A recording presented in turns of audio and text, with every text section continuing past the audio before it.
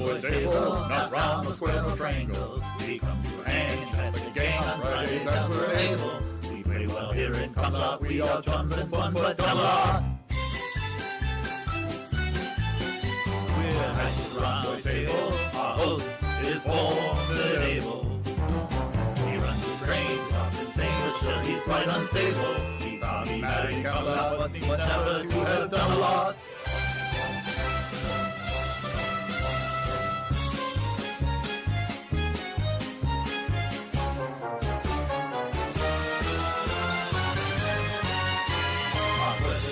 Able, quite incomprehensible. Too wretched and we have no plan but to sit and hear Dodge babble.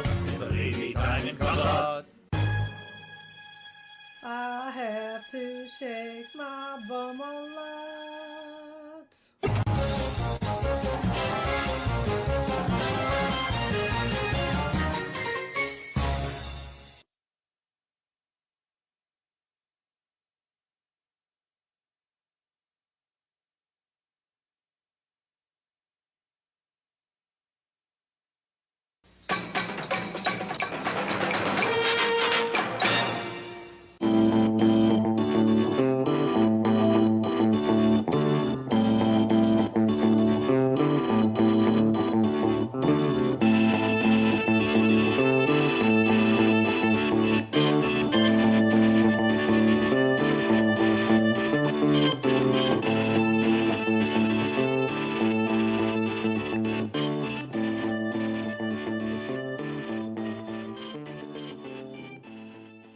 This channel is a not-so-proud member of YouTube's all-encompassing special society of heavily overwhelmed layout enthusiasts.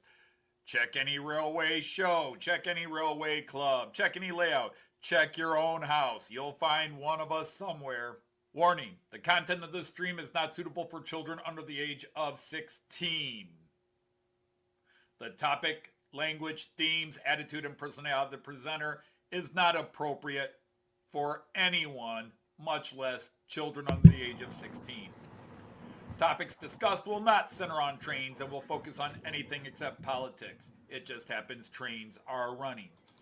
Any similarity between characters, situations, trains, and intelligent thoughts is strictly a coincidence. Any rebroadcast or transmission of the stream without the express written consent of Major League Baseball is strictly prohibited. Viewer discretion is advised. Remember the 3 rules for model train layouts and pretty much anything. It's your layout, do what you want as you want. Do not tell someone else what to do unless they ask you directly what they should do. Do not call out, mock, criticize, or insult another channel on your channel or anyone else's channel. Thank you for your cooperation. See it, you'll love it, and it's all done in the best possible way. Hey everybody, happy Friday. Welcome to the Grand Meeting Hall for the Knights of the Rhomboid Table. It's great to have you all here once again. Friday is here. I suspect we're going to have a little smaller turnout than normal because so many people are traveling over in the UK. People going to Getz or Warley, which we'll talk about as we go along today. Hard to believe it was a year ago today. Joyce and I landed at Heathrow and then went to Euston Station and then drove up to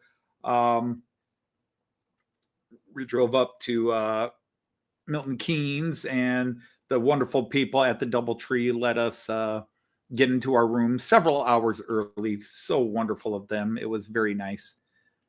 Anyhow, again, I hope you're all well. It's great to see you all here. Let's get into the greetings, and we'll have more coming in, I'm sure.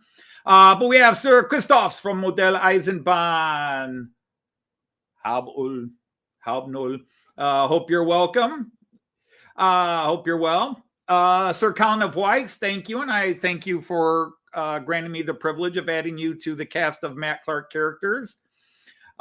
Sir Greg of Great Northern is here. Sir Ifo Fanzone is here. Lord KJ is here. Sir Dwight of Curly is here. The Royal Barkeep, Sir Mick 92 is here. We have Sir Dirk, who is situations tolerable today. Hey, we have Sir Chris from Model Train Aficionado is here. Sir Tim of Dowd is here. Welcome in, welcome in. Sir Randall of Ellison just came in. And by the way, I say Sir Tim of Dowd, of course, our CEO of the Knights of the Rhomboid Table. Bonsoir, Titi Ari. Ça va? Sir Tom of Couples is here, our Sergeant at Arms, and Sir Tom of Houston, our Royal Gatherer. Sir Tom of Houston is here, and Sir Chris of the Valleys is here. So it is great to have you all here. Sir Alan from Buckland Junction, he's packing his bags and heading off to Getz. And yes, it's hard to believe it's been a year. It's just time flies, and the older you get, the faster it flies, obviously. And Joyce and I have done so much since we went to Getz. Our last trip to Europe, which was a blast. Digging through all the boxes to find your tank cars. Okay. And to answer Lord KJ's comment, no, in fact, no French trains today. In fact, I think we are all German, except for what's on the floor, which is UK. Hello, Fred. Have fun at Getz. Yeah. So all of you going to Getz, be safe and have fun. If you're going to Warley, be safe and have fun.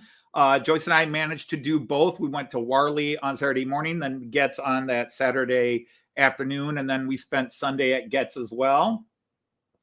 And we wanted to split that because we knew some people were coming to Getz only on Saturday, and we wanted to make sure we got back in time to meet them before they left, as well as the people of the people at Warley that were not going to come to Getz. So it worked out. We met a lot of people. Sadly, there are people going to Getz this year who did not come last year. That it's kind of sad that we just did our years backwards, where they're going the year we were not coming. Obviously, as it stands, we may have only done Getz once, but we will be back in the UK.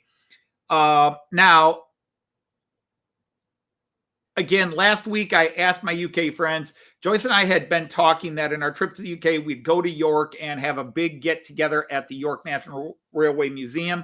But from what we understand, one of the halls is going to be completely closed while we're there, which would make going to York maybe not as fun. And so we are thinking of going to Severn instead. And most of you, if not all of you, gave us great feedback that Severn sounded fun and you could make Severn easier than you can make Getz, obviously, or York. I'm sorry, that you could make Severn easier than York. Obviously, some people would. York is closer and easier to get to than Severn Valley. But we've still got a little bit of time to plan it out and take care of it. It's been a quiet week on the model train front after buying all those steamers and then running that show last week with all the steamers and unannounced Steamer Palooza. I did buy a train last night, but I'm not going to say any more until next week. Hey, Sir Andy of the Royal Air Force is here. Thank you. Thank you. So, yeah, from what I understand, the hall with the Mallard and some of the others is going to be closed when we're there. So we'll move on to, we'll think about what's going to be easiest. Because Joyce is quite happy to go back to York if we go back to York, but by going to Severn Valley instead, it's something new, it's something different, and she kind of likes the idea of taking that heritage train, maybe taking a train ride there. Yes, you did, in fact, go there, Alan. It was, we loved your videos of it, and many people have gone there that are friends of ours that have posted videos. So that's one of the reasons why we're thinking of it. It's a very lovely place, beautiful trains, beautiful region. It'll be a new region of the country, of the United Kingdom for us to visit. Great Britain, United Kingdom, et cetera, et cetera. So anyhow, I did buy a train, but I'll wait till it arrives probably sometime next week and do a video about it. Matt Clark episode 2 went out for those few of you that are fans of Matt Clark. Again, we're trying to lay the story work so there's not quite as much action and comedy. I try to get a couple of jokes in as I can, but really we're laying the groundwork for the plot. Next week's episode, series 3, I think is the funniest of the first 4 episodes. So hopefully that's something to look forward to. And then episode 4, 5, and 6 really get into the plot. I just did a massive rewrite. I had episode 5 voiced and was making the images, and then I decided I wasn't happy with something with it, and I came up with a joke, and I had to rewrite scenes for a little bit of 4, 5, and 6 to accommodate this new direction I'm going, but I think it's funnier and it'll be some fun. Hello, Sir Jean of Ricard. Not for you. Finally managed to get yourself an HST in Virgin livery. Cool. All for $40. 2 power cars and 2 coaches from the Antique Center. That's cool. Well, hopefully you'll share a video of that. So yeah, the big news this week. Obviously I didn't post any videos. Hey, Mansville. Hello to New Zealand. All our best. Joyce and I wish you the best with the family issues that are going on over in New Zealand. It's great to have you popping in because I know how busy you are.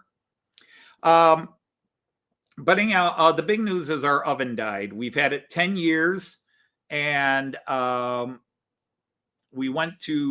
was going to cook dinner on Sunday, and I turned it on, came back half an hour later, and it hadn't warmed up yet. It was still reading warming up, hadn't even gotten into temperature degrees.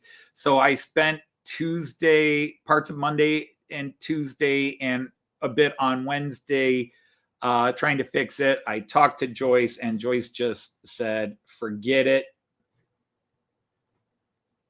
Let's just buy a new one, because Joyce wants to buy one of these new induction ones.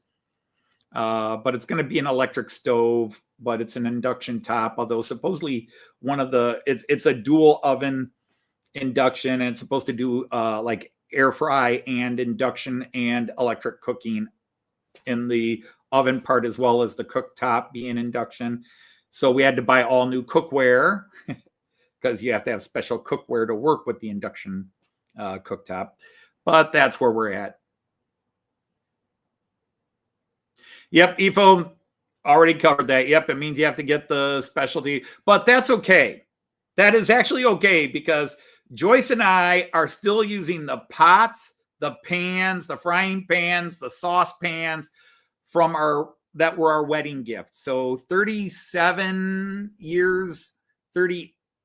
years now since we've been married, we've been using the same pots and pans. The only thing that we've ever bought and replaced were cookie sheets. So we are using the same pots and pans. So Joyce decided, you know what? It's been 38 years. We can get new cookware.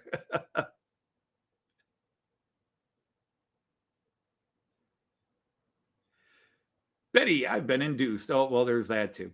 Yeah, there are some that are friendly, but yes, they need to be flat.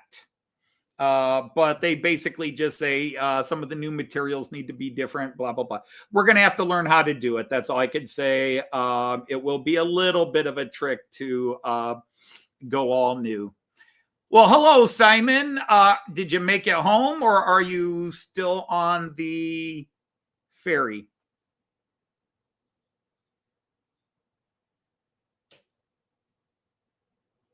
Yeah, our pots and pans are in great shape, except one of our big, boiler pots, like when we're really making something big, lost one of its handles like 10 years ago, and we just never replaced it.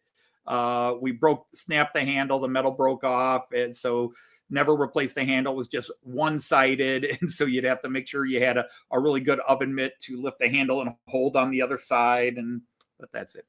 All right, so anyhow, that's it. So a new train to be displayed next week, And nothing more to be said about that. So yes, Jean Ricard, I'm not going to tell you either. You're just going to have to wait to see what I bought. That's because we set aside money for the new stove, and it didn't cost as much as we thought it might cost. And so we had a little money, and Joy said, well, why don't you buy yourself a train? I was like, okay. Don't have to tell me twice. One just happened to come up on eBay that I decided, what the hell. All right, so what am I running today? I am running some German, basically regional, although Flixtrain really isn't regional. They kind of are a mixed bag. They're kind of an express train. But otherwise, I'm trying to run some private and regional stuff. So in lane 1, we are running the Metronom, which is always one of my favorite liveries, although they have kind of re-stylized their livery.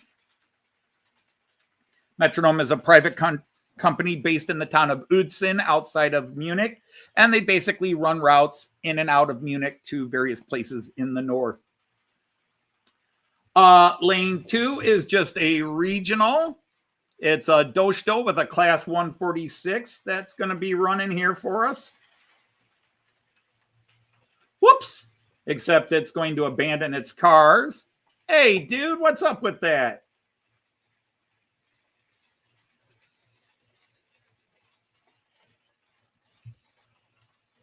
Now there, you get to see me doing some shunting or whatever. Boom, now everybody's got a neck ache. I'm out of practice with that stuff. Okay, let's see if he does it again this time. Not quite sure why they didn't couple together properly, but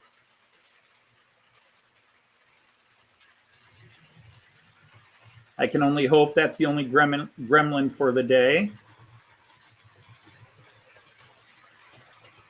Lane 3 is a freighter pulled by a class 181.2, or is it? Yeah, it's a 181.2. Uh-oh. We have got a problem. Wrong one. All right, so here's our gremlin already.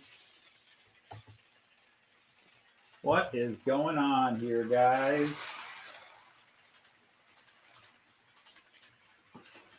And let me get that guy in motion.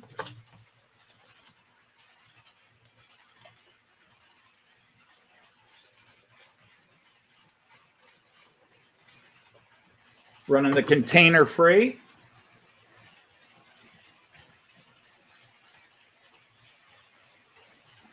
What is going on here? Why are you uncoupling?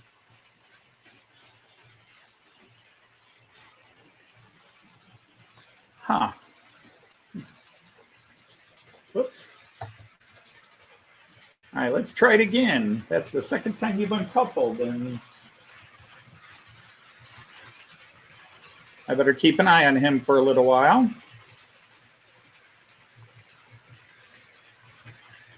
Then we have the Alex train in lane 4. Alex runs in mostly eastern and southern Germany. Mostly. They do have a couple of other routes.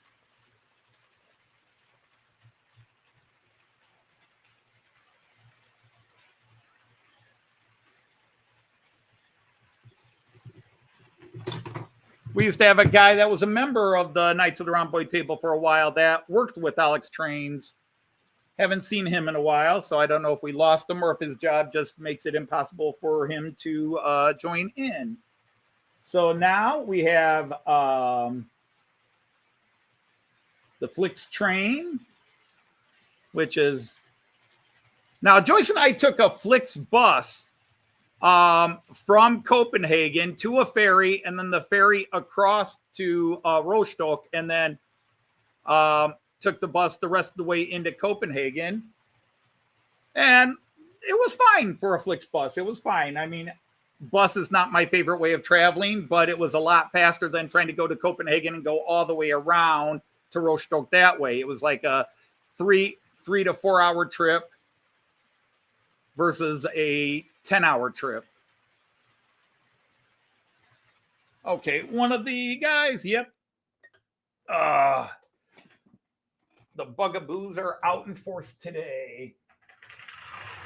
What is up again? Every week now. Every week.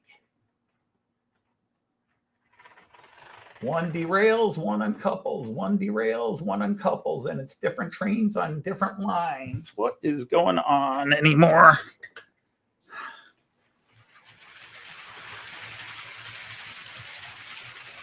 Those Flix cars always were a little silly, but they're not my favorite design.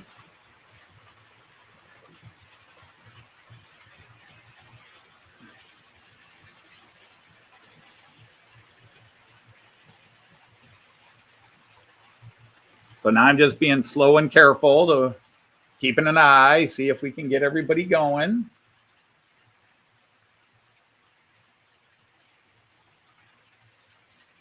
All right, and then finally, way in the back, and there he goes again. Yep.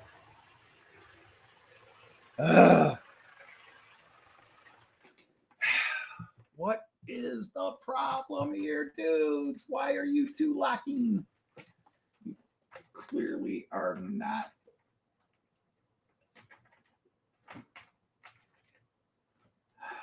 Well, one more try. Otherwise, I may just... All right, so way in the back, we got a NordWestBahn. I'm sorry I'm ignoring the chat right now. You'll have to forgive me while I get these guys started. Now what? A reboot. Oh. Hey, Sir Ray of Bobel, thanks for coming in.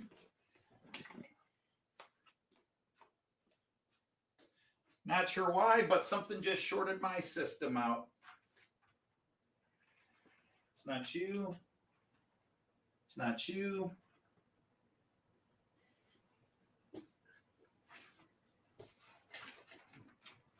It's not you.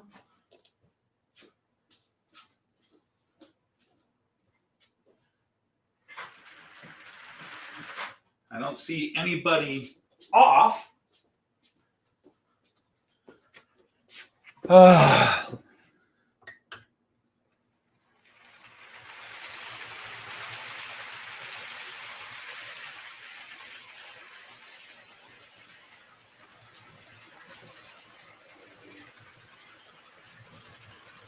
Yep, just going to keep having the bugaboos, apparently.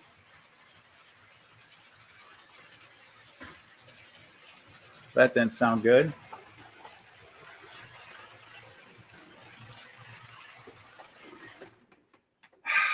All right, Flixtrains. I don't know what the problem is here, but you guys are fighting like mad dogs. Not sure what's going on here, but let's turn this car around and see if maybe that will solve the problem.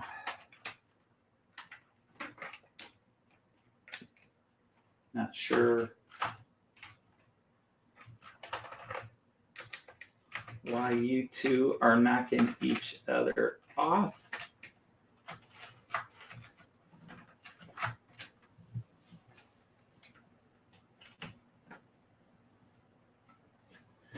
It makes a man want to just quit.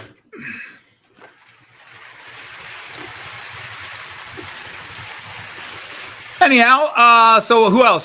Sir Brian of Clintonville, Sir Andre of Eckhart has come in.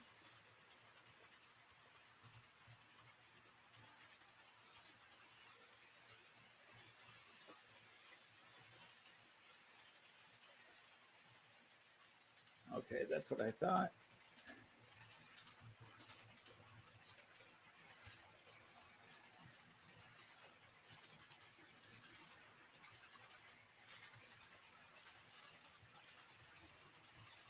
Okay. Let's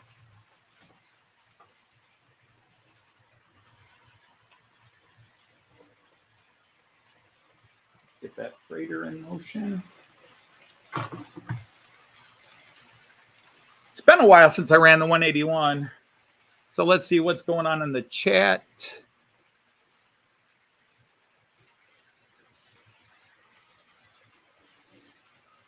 I'm trying to run the trains a little slower so people can see them better in the cameras.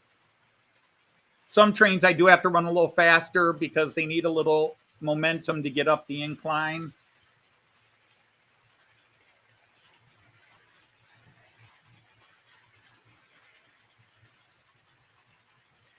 Okay, that's looking okay. And yeah, I still got to get the bottom going.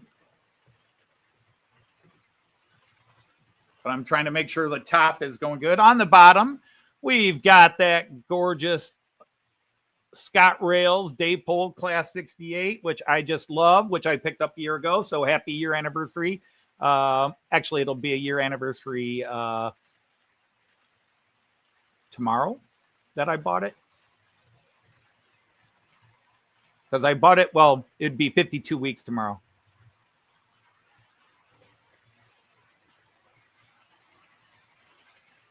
Yeah, I agree, KJ. Slower is nice. I really try to get them to run slow, but the 3 outer lanes, some of the trains definitely, either the locos themselves are not great pullers, or like with my ICEs, the power unit is in the middle, which is probably, in my opinion, the worst place for it, where it's both pushing and pulling.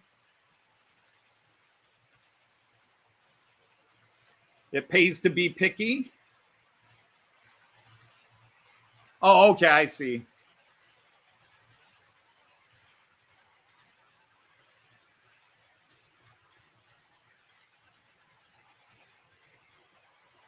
$212 for the set off.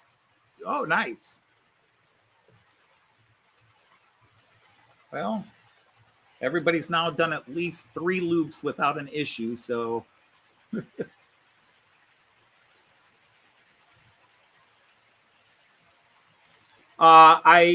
One big change you'll see when I go to the camera. It's not okay, not a big change, small change, but let's just go to it. Where we at? Bridge cam. Let's go to bridge cam. There it is. If you look at bridge view, the white trees are all gone. The white trees are all gone. It's now greenery. So the white winter trees have finally been replaced with something. So it now gives us a more feasible season. Nice long container train. Obviously real container trains would be longer, but for the size of my table, I think I can get away with a container train that size. But yeah. Well, hello, Manshed Railroad. Thanks for stopping in. I believe that's Aaron. Gosh, I hope I didn't screw that up. Yeah, knock on wood, Andre. Druk die Daumen. Yeah. Druk die Daumen.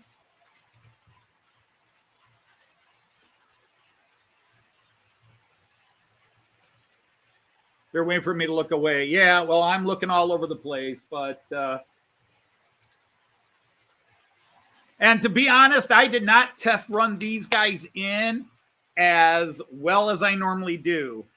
I was busy with other things, including writing. And so I did not get down here and run a few laps on these. Basically, when I first put them on, I run a lap to make sure.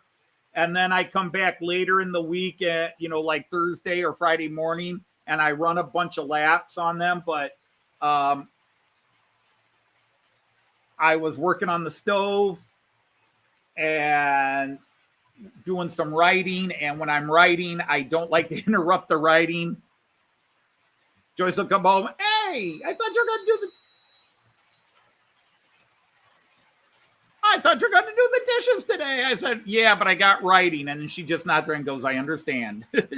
We've been together too long. She understands if I start writing, nothing gets in the way of that. The house could be burning down and I'll be just like, wait till I'm done writing.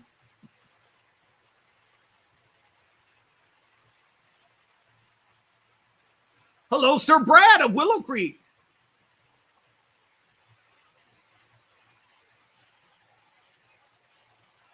So, yep, the white trees are all gone to go to some winter layout that I'll never build. If anybody has a winter layout and wants some winter trees, they're yours for free. If anybody wants all those winter pine trees, I actually don't say, well, you could use them for a winter diorama or the Christmas train. I actually already have winter trees for the Christmas train under the Christmas tree. So these are trees I don't need.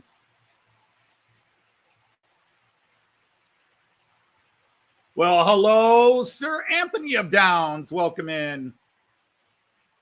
Yeah, those would not go well on a Christmas cake. So I have some Christmas winter trees. I don't want to call them Christmas trees. They're winter trees.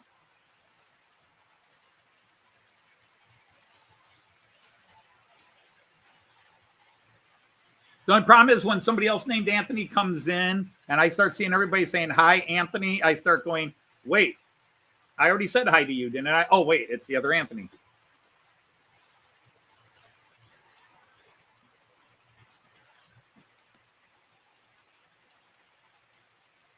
And Joyce will do the same thing. Uh-oh. Who shorted out and why? Where are we getting a short?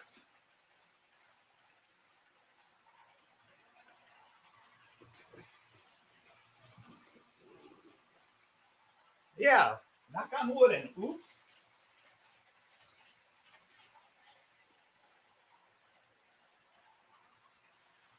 Huh. You're okay. No derailments. Oh, I'm going to have to look on the track and see if there's something because that's just the second time we've had a random short. The power's running okay.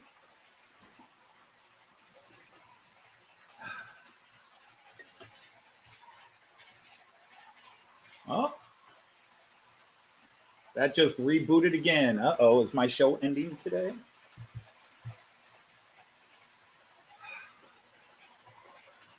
Is it you?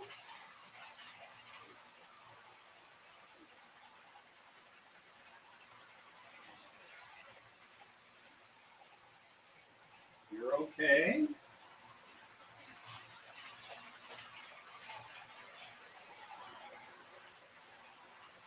You're okay. Oh.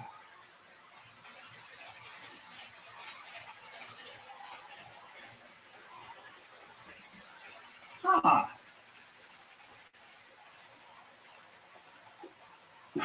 Let me see if it does it again. Okay. Why are you shorting it out?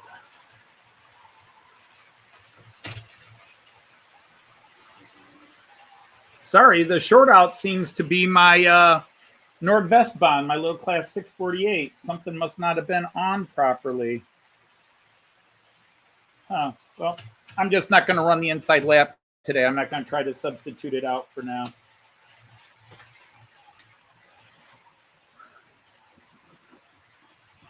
So sorry about that. I'm only running 5 trains up above today.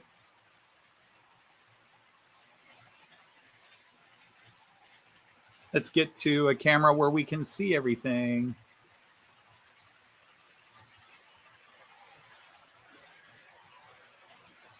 Man, the gremlins have just been ridiculous the last month.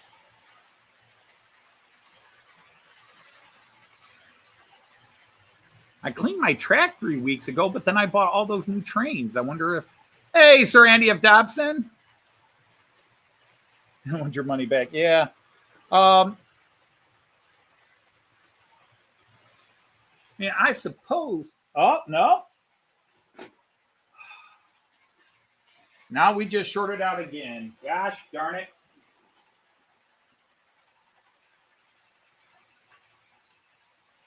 It's you.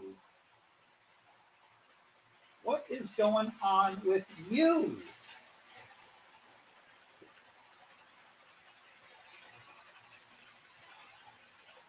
Well, I thought it was the little guy. It's not. It's the big guy.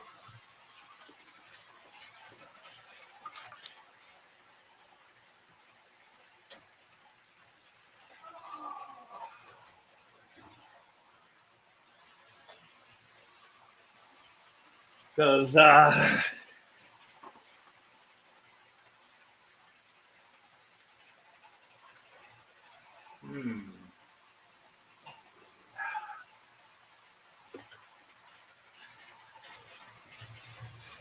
thought it was my little guy going, but it's not. It's my red Regio.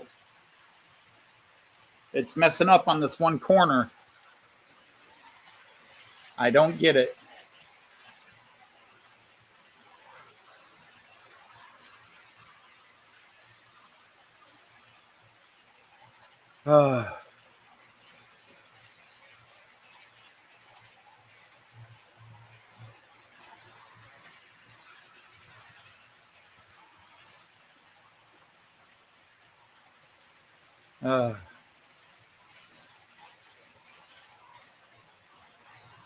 Again, is it that 181?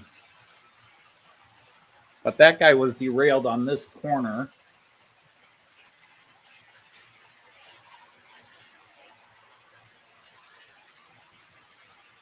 Come on, you stupid handsets. Finish loading up.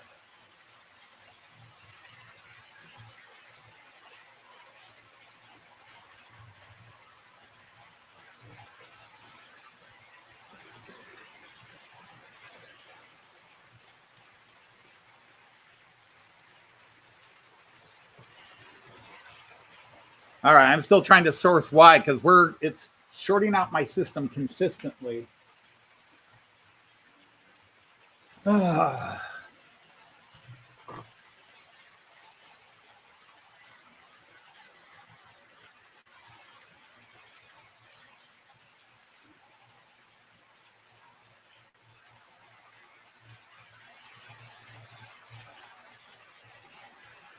Oh, if it weren't for bad luck, I'd have no luck at all.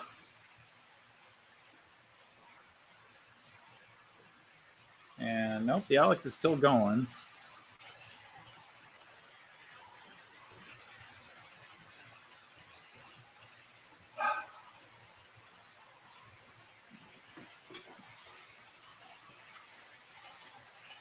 So the Gremlins even got crazier because they went after my stove this week. So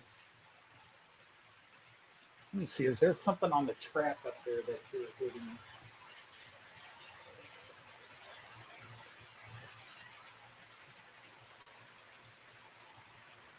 I'm going to keep an eye on you next time. You went through there fine.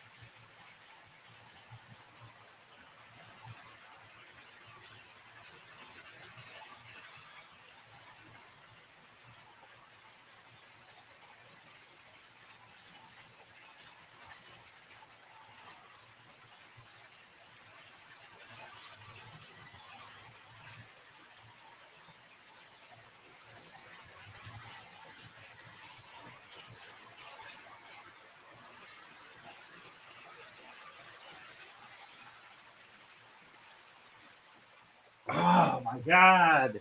There it goes again.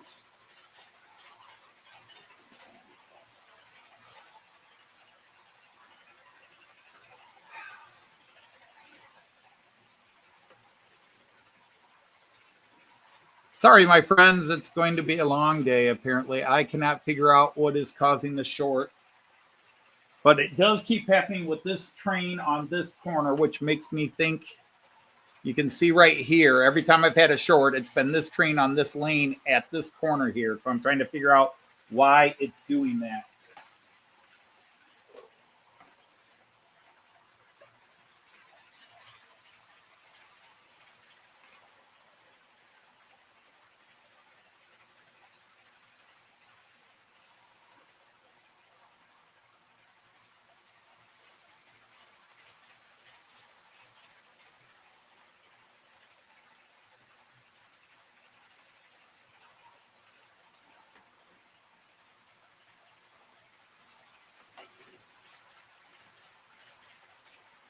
see what's going on here.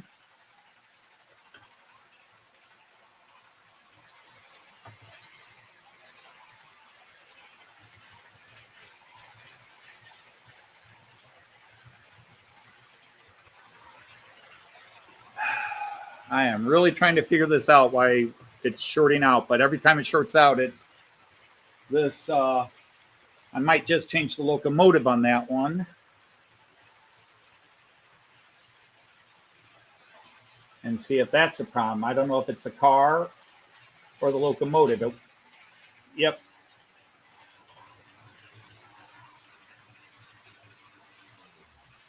All right, it's the locomotive. I wonder if I can.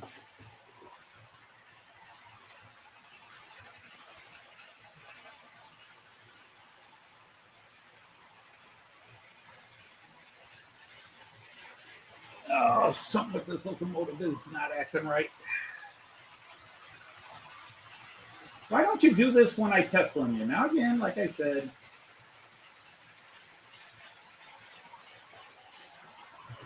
and one last time.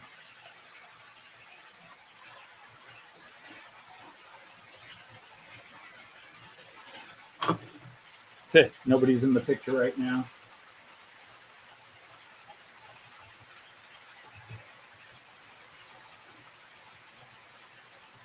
Hello, Ian. All right, let's keep bringing you back here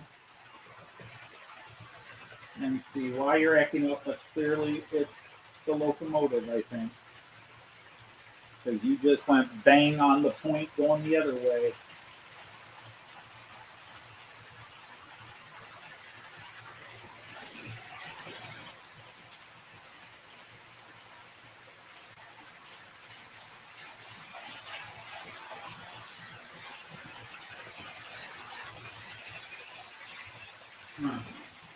Who can I replace you with?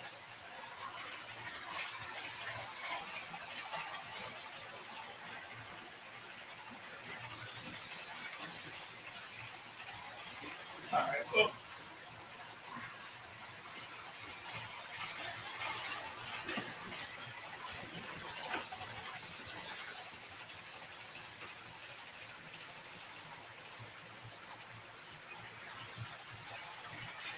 Okay, I'm just going to change the locomotive out and see if that solves the problem. Otherwise, I'm just going to be really miserable because I just can't catch a break anymore.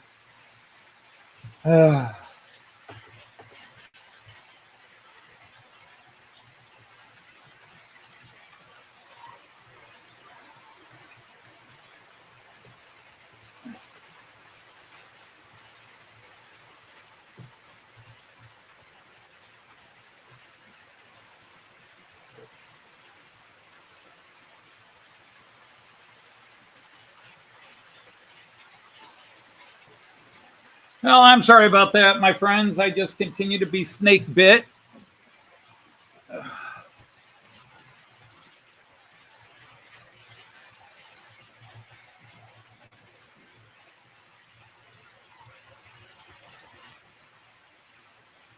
And did I see Sir Raymond of Legs is here? Hello, Sir Raymond.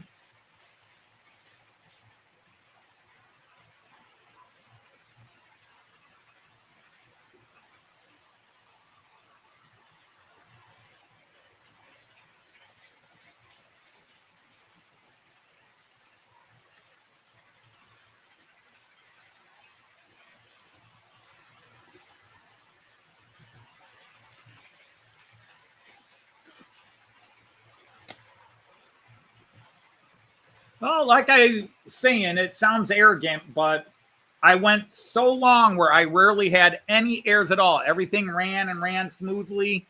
And now the last 5 weeks, it's like, well, I had one really smooth week 2 weeks ago. Oktoberfest had the bugaboo with the internet. The trains ran beautifully, but I had problems with the internet. So I had 2 weeks in a row where the trains ran beautifully, but 4 of the last 6 weeks, the trains have been acting up.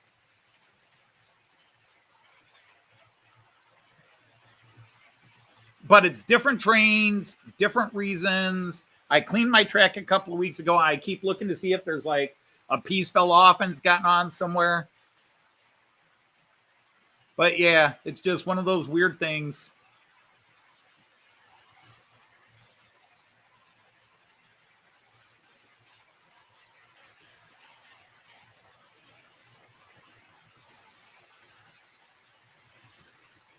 But at first I thought it was my NordWestBahn, but it clearly was my Regio Bahn. This guy going through your mirror right here. And it kept shorting out when the train was right here. It kept shorting out right here.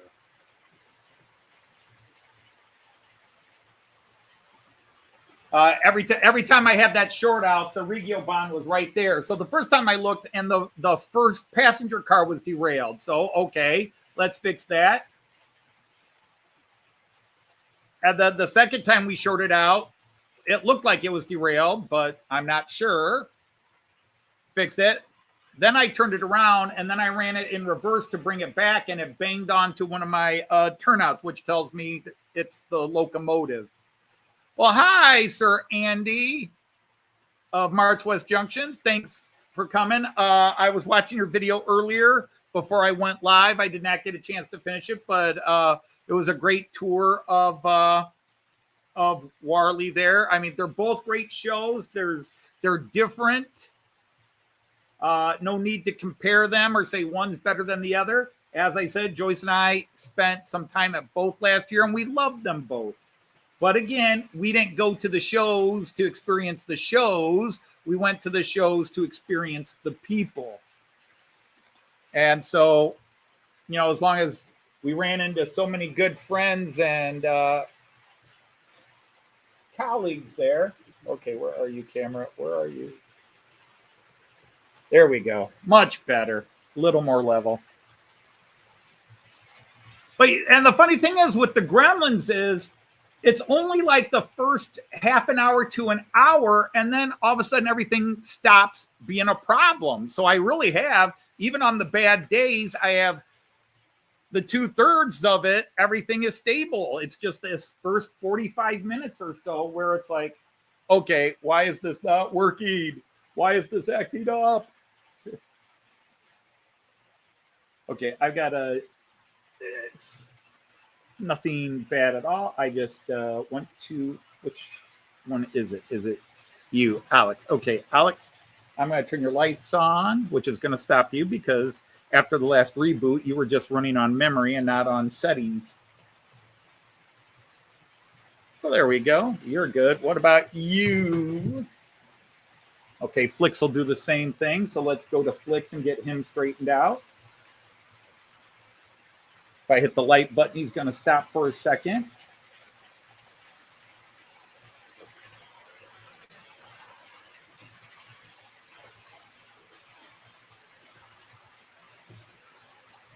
And then there we go. Okay, so he's good to go. So I think that solves all the guys that on the reboot, their lights went off, but they were still running. Yep. So everybody else is good and everybody is set. When can I relax? When it's over. That's when I'll relax.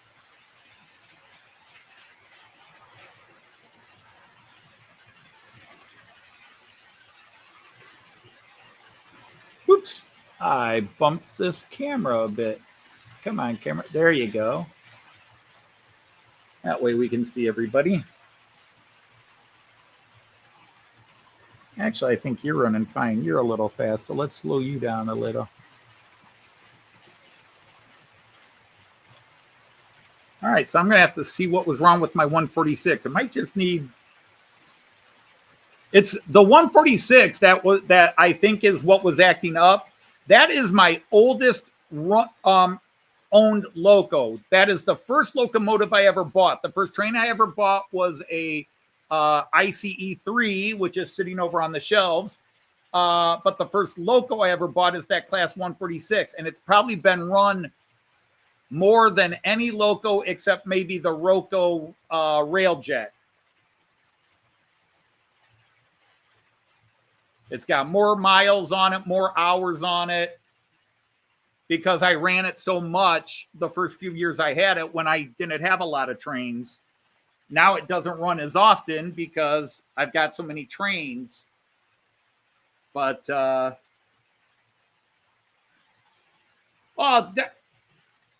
Ian. I'll have to speak German because my Dutch is just non-existent.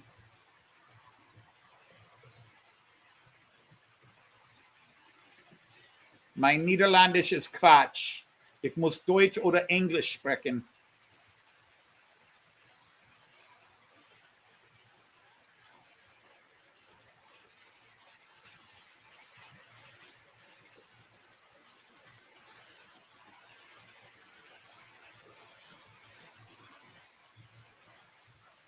I did put the Rail Force One Euro dual mode on reserve. They're not going to come out till next year. I put it on temporary reserve. We'll see what happens.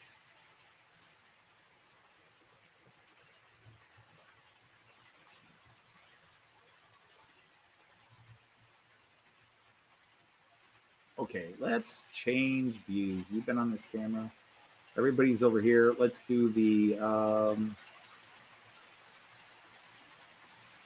Nope, not that one. Yeah, this one will have somebody coming in.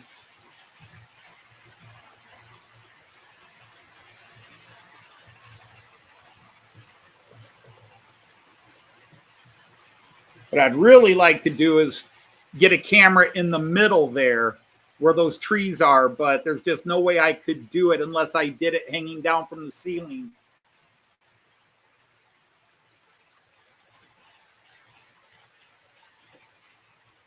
Get cameras looking both ways.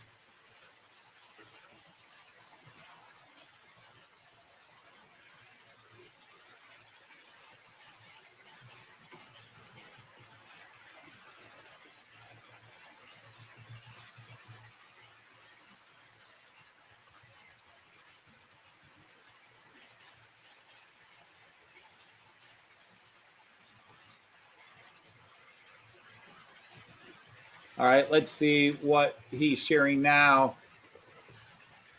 Oh, Dasha's models.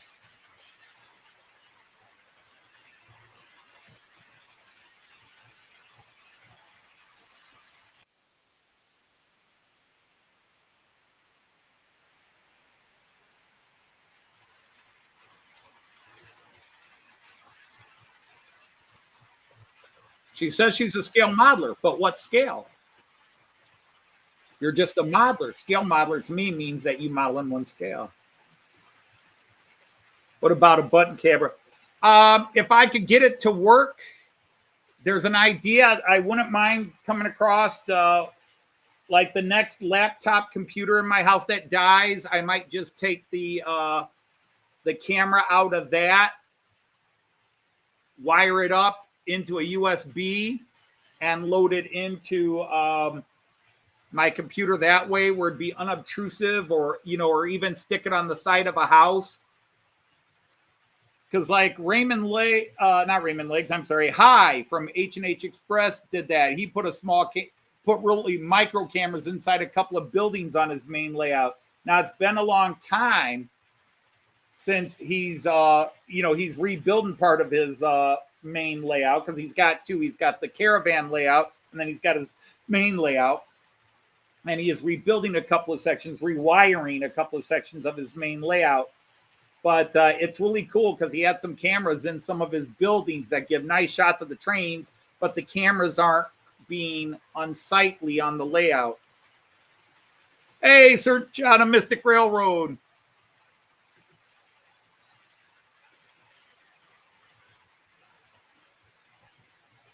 Was it you? Was it me? Did I watch too much TV?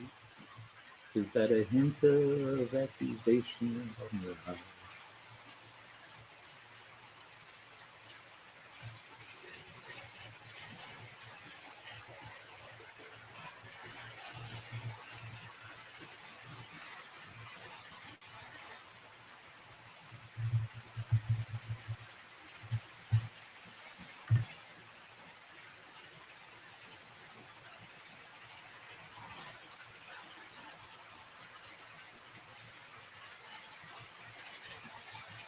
And the key with a button camera is getting it to work in OBS. Because a lot of them are Wi-Fi app based, and thus OBI does not work with them very easily.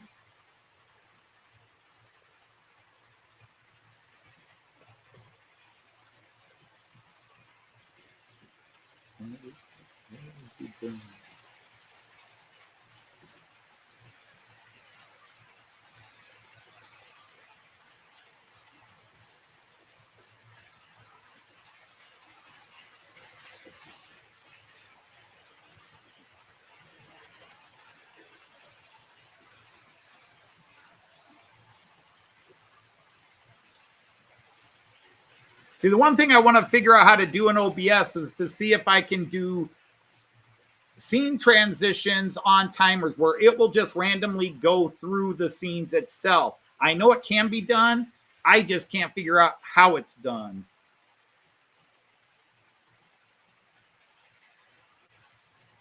And that way I don't have to worry about it.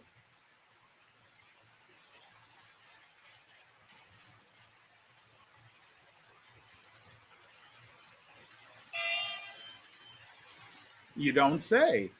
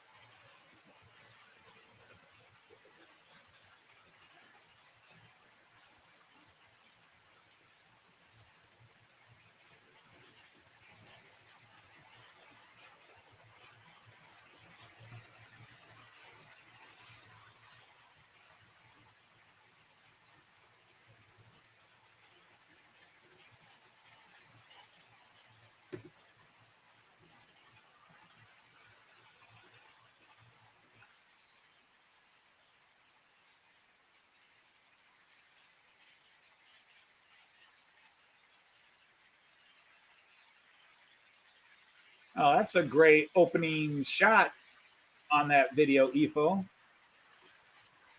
Never seen that channel before.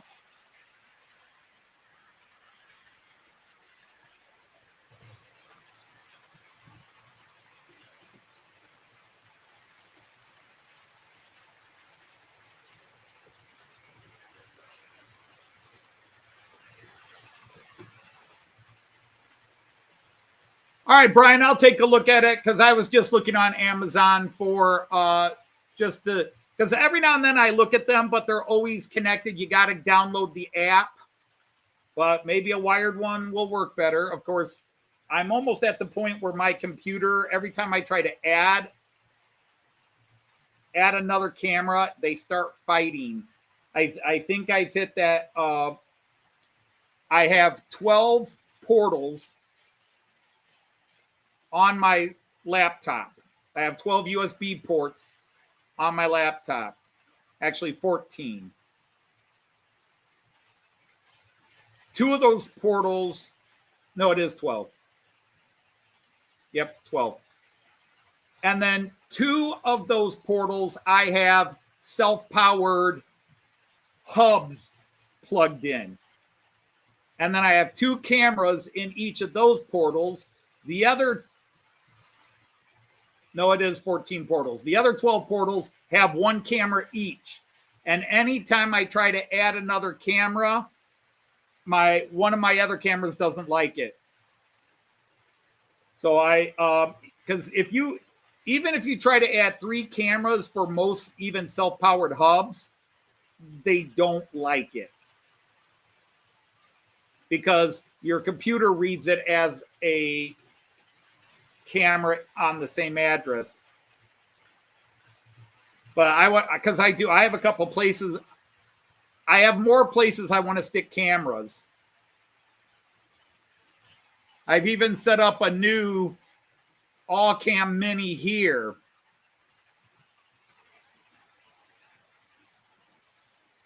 And even OBS is struggling a bit with this one because it's so many cameras on one thing that it struggles with it a bit. So I will see if I go down to 4 cameras, you don't see any slowdown, but you'll notice in the cameras where I'm talking, it struggles a bit. But as I always said,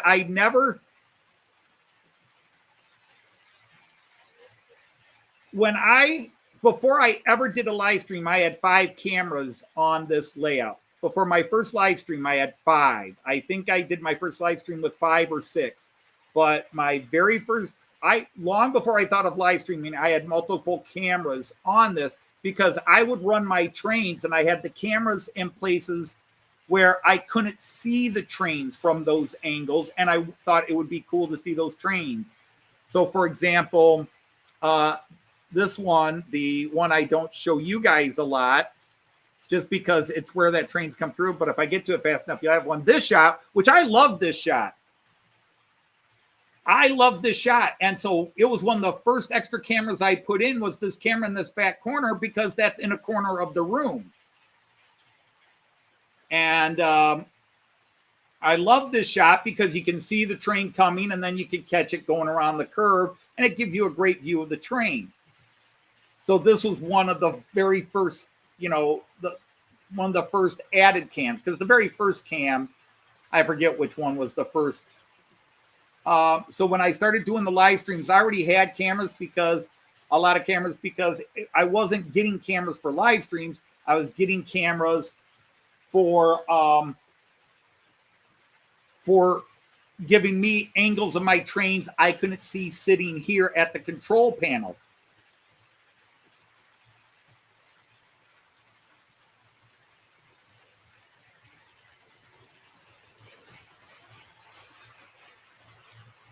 Yeah, Lee, I do have powerful hubs. I have self-powered ones where they plug in separately. The USB goes, but most of your USB ports, your camera powers that your computer powers that USB port. So that's why I have self-powered ones where they plug in separately so they don't take any additional power.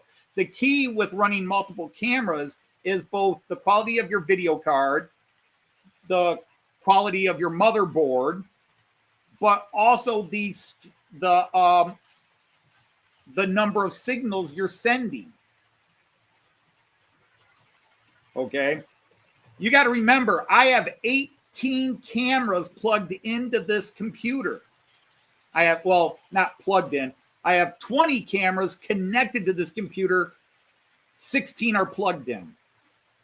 And 4 are Wi-Fi. They either go through my phone or a different app that I have added into, like my GoPro. My tablets are on my, I can add my tablets to my live stream and do them as different views.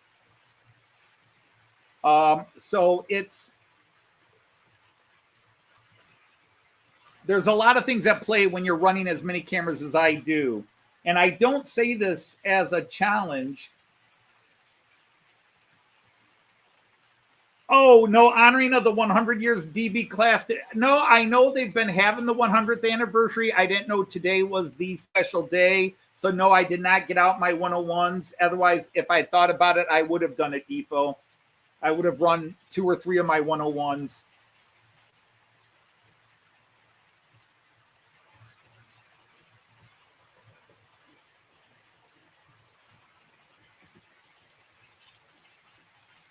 Exactly, Brian. But those are also they call those self-powered because the strip is powered. If it plugs into the wall, that's where it gets its power. So I have 2 of those strips that are in the wall. But the key is it's not the power, because when I'm running all 20 cameras, my CPU runs at about 40% of strength. When I have every single camera turned on, like right now, I'm running about 36 CPU. Because I'm running just the base 16 cameras. But if I turn on the GoPro and have the GoPro going in and the tablets, it'll go up to 43 to 45%, which is still not bad for the computer CPU because the video card is doing the main lifting.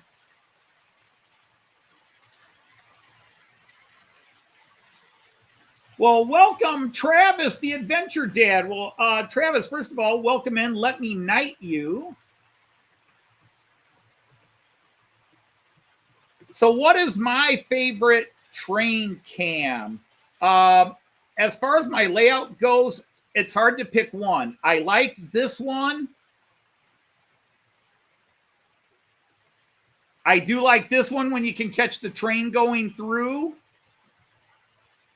because it's the only real scenic one.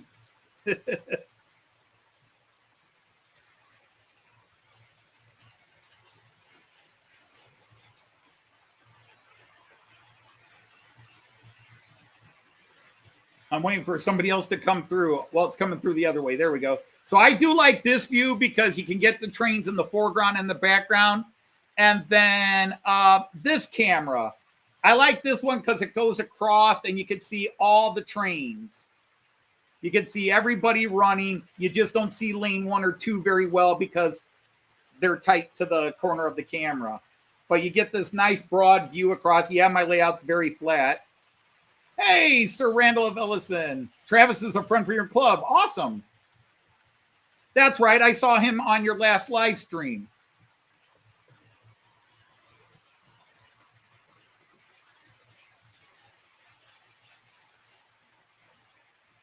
So the key is my computer can handle as many my computer could handle double the cameras.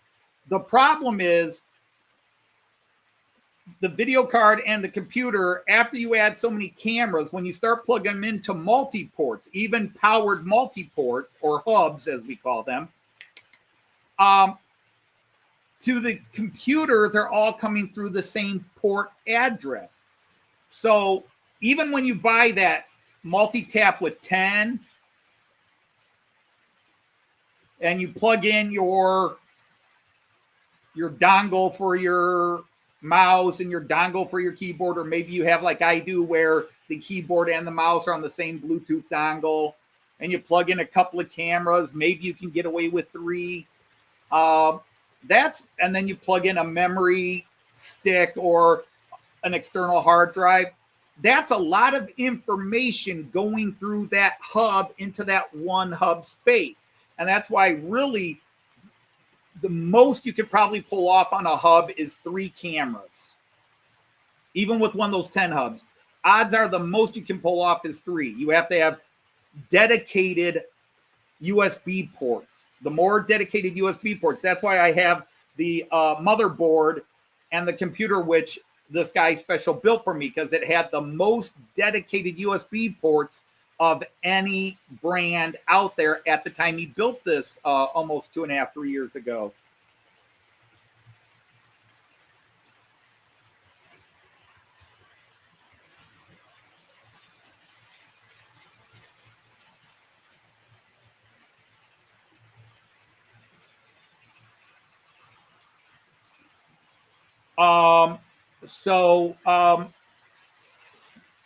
And that's the real issue I have now. Every time I add a camera, I'm adding it into a port that already has 1 or more cameras plugged in.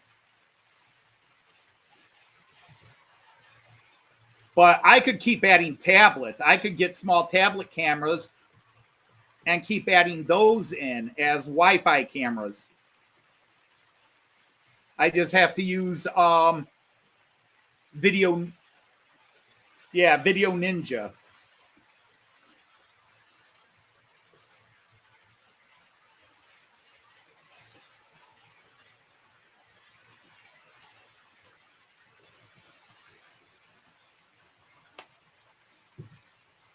Which originally was OBS Ninja.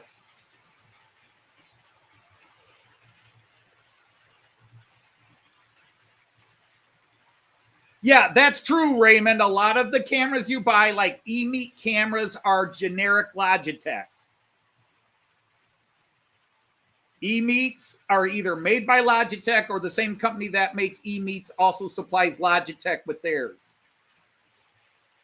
Even their names are the same, 930C and blah, blah, blah, the old E-meets. But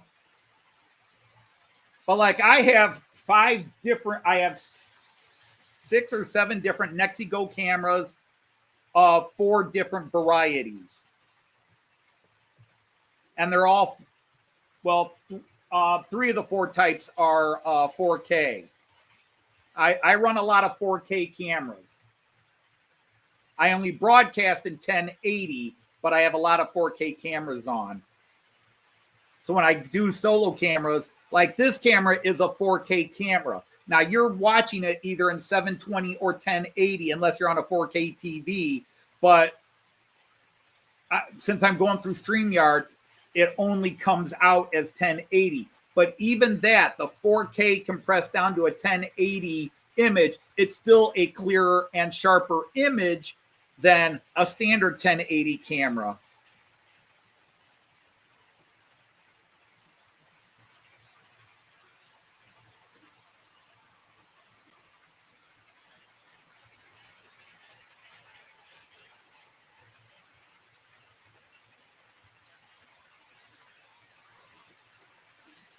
Yeah, my one problem I have, for example, is like my GoPro has to go sideways. My GoPro has to go sideways through the layout because I did not follow prototypical spacing. I shortened everything a few 16ths of an inch, shall we say, a few millimeters. So I could get more lines in. And so on a regular, properly spaced Märklin C-Track, I could probably run my GoPro. But because my 3 outer lanes are tighter together than they should be, even though my trains don't rub or bump, it's on a hair's point. There's a couple of places like you can see going up there where so I could fit all 3 tracks both directions, and my longest cars could go through them and not bang into each other either concurrently or where it's most likely to happen the way I run my trains, which is alternate directions. I don't know, you guys all have noticed that. The odd lanes run left to right on your camera and the even lanes run right to left on as you're watching this. So 1, 3, 5 come towards you in this camera. 2, 4, 6 go away from you in this camera. So that's line 6 way in the back. That's going away from you now. And then there's line 4. That's going away from you now.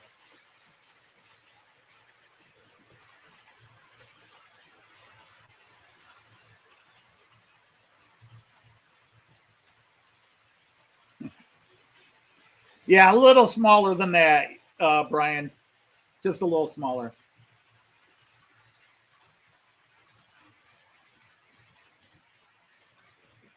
Oh, I agree. Nobody should tell you can't do something unless you're living at home with your parents. Then they kind of have a right to tell you can't do something. But in that regard,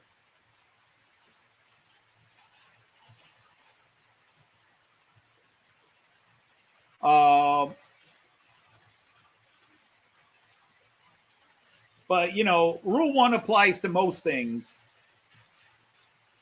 You have 60 millimeter spacing on yours. Wow, I'd have to grab my ruler. I forget what I set this at, but it's like 55, 58 on center. Do I have one of my metric rulers nearby? Or are they all over there? I don't have my tape measure here because my grandson was playing with it on Tuesday, and I think he left it upstairs. Was it you? Was it me? Did I watch too much TV?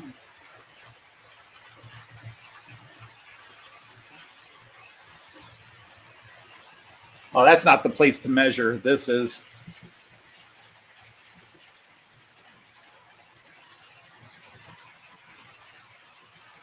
Nope, it's 65. It's 65 from center to center in this spot where it should be 72.5. 77.5. It's 12 and a half millimeters narrower than it's supposed to be. So it's half an inch narrower than it should be.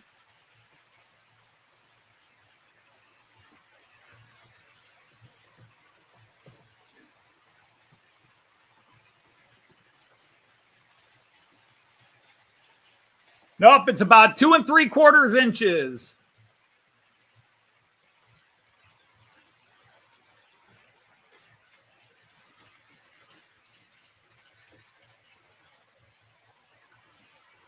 Whoop.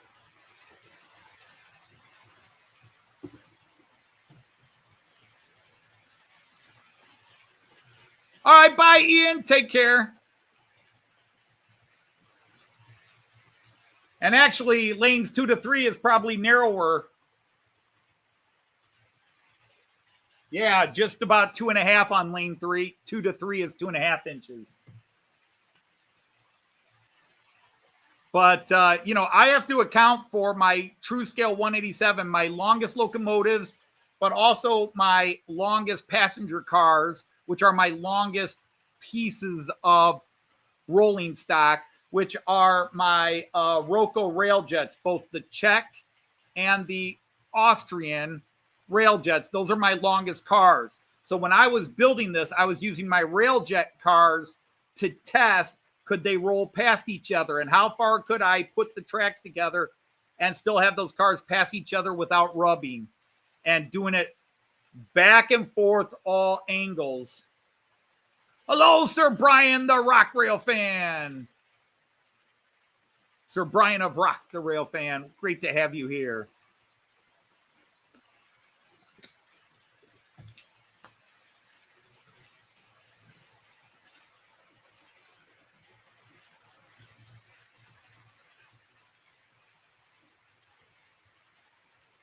Man, I want to get, how do you get your, can I display informative message on stage? Show resolution badge on stage.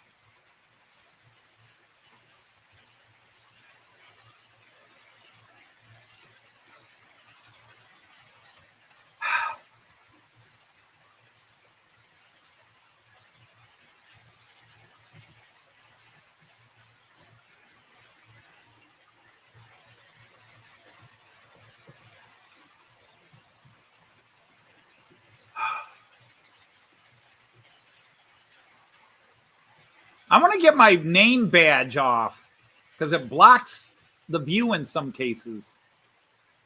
This is why I don't like, that's why I don't like using StreamYard, but until I sort the problems with my internet, I have to use StreamYard. See, if I were using straight OBS, you would be getting the 4K cameras in 4K, but OBS compresses everything.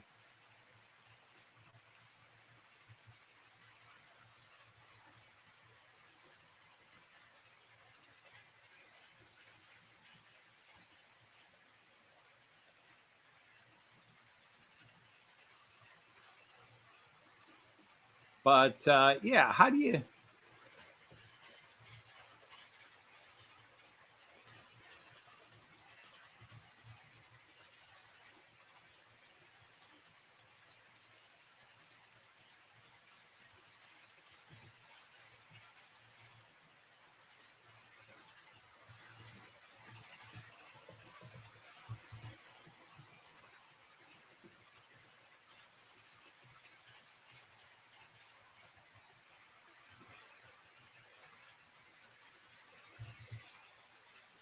Yeah.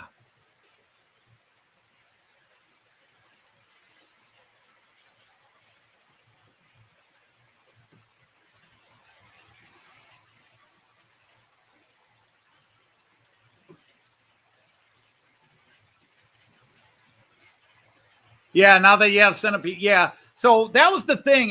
When I was building this table, my goal was how many trains, how many full loops could I get in? And at the minimum spacing, I could do 3 on the outer loop. And I could, if I got rid of that parking area, let's go to that camera because I've been on this camera a little while. But if I were to get rid of this parking area there where you see those few trains parked that are not running, if I were to get rid of that, I could turn those all into, I couldn't turn them all in. I could turn a couple more of those into running loops. But I need the parking. At least until my daughter moves out and I take over that room back here and build my parking, my staging area back there. And then I would do a total remodel on the Bremen side.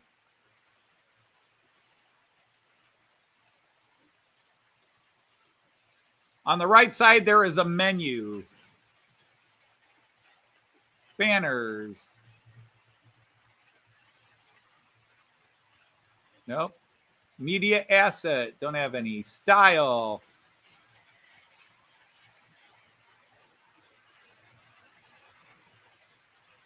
Notes.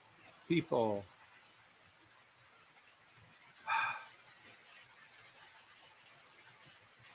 Oh, don't want to edit that. Huh. Hello, Simon. How much is the train parking? We don't charge these guys too much money. Or maybe I should flip that joke and say, considering what I pay for each of those trades, it's very expensive to park a train there. But I need these parking areas because many of these German trains have pin connector couplers, and all the manufacturers advise don't keep taking them apart, putting them together, taking them apart, put them together. That over time it weakens the pins and the pins will break. So you should put them together, and if you can, leave them together. So like that Brava, that red Brava there, that's the Valaro. And then the dark gray Desiro. Don't want to take those apart. All my other ICEs, except for 2, are parked over there. Well, they're all parked under that camera right there. This camera that I'm pointing at. All my ICEs are parked on the bottom level there. Now, you can't see them with that one. Do I have a camera that can show you those trains parked? But to the left of that camera, as you're looking at this camera, to its left, I have my longest trains parked. And then the ones that don't fit in there,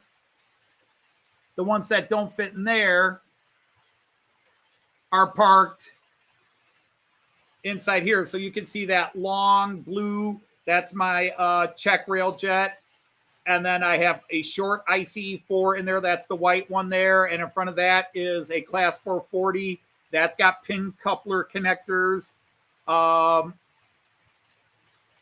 So those all stay parked over there because I don't want to take them apart. And they're also harder to move because you don't want to take them apart. So yeah, you leave them there.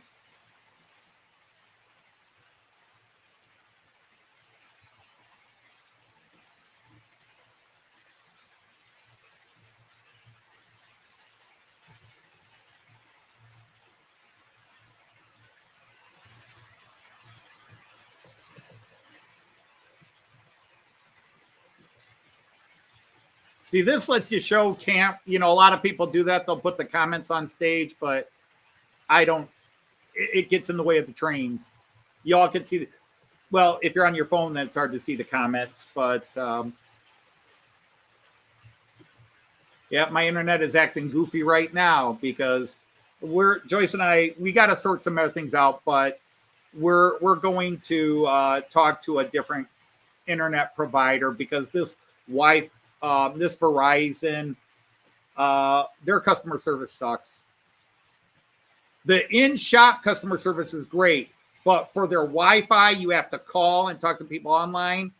And it's not that they're rude or anything. It's just they make you go through so many steps. And then they keep telling you the same thing. Well, move the box, move the reception box, move the 5G box, move the 5G box. We can't move the 5G box. It's in the best location for the best reception, and it's still not picking up the signal because my house is surrounded by trees of my neighbors. I don't have a tree in my yard, but all my neighbors have trees. So that makes the signal, especially this time of day, really tough. It's better in the morning.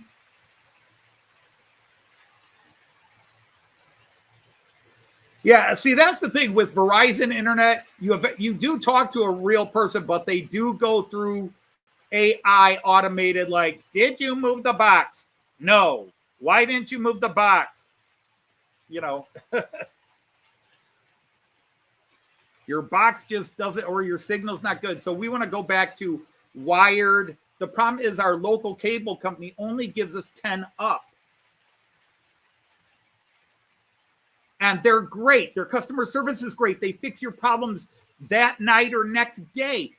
They were expensive because we had cable phone and blah, blah, blah. But the biggest problem is that we were on their plan for 30 some years. And when we upgraded and kept buying the new upgraded plan for internet, every time they would have a reboot in their system, which was often, they would reboot our plan down to where we were only getting 5 up. And bam, all of a sudden my live stream's not working. And I have to call them and say, look, I need. And so Verizon's like, we'll give you 100 Mbps up. We'll give you 100. I'm like, 100? Deal. Let's go for it. And for the first 3-4 months we had it, it was great. I was live streaming, no problems. My cameras were glowing in 4K. Everything was working great. And then all of a sudden, I had like 3 out of 4 live streams crash because all of a sudden I'm trying to pump a lot of signal, and you go online and we're putting up 2, and I need a minimum of 7 for my live streams when I'm going through OBS. With StreamYard, I can get away with 2. But I have a little Wi-Fi signal here that says signal great, signal poor, and it just bounces back up and down, and that's because we have a Verizon 5G box, which then converts that to a Wi-Fi signal, because I have a router down here and I'm hardwired into the main box. My central station controller and my computer have a hardwire running straight up to the box. So the router is not an issue because I'm hardwired straight to the box. It's their 5G reception box that just does not pick up the local signals very well.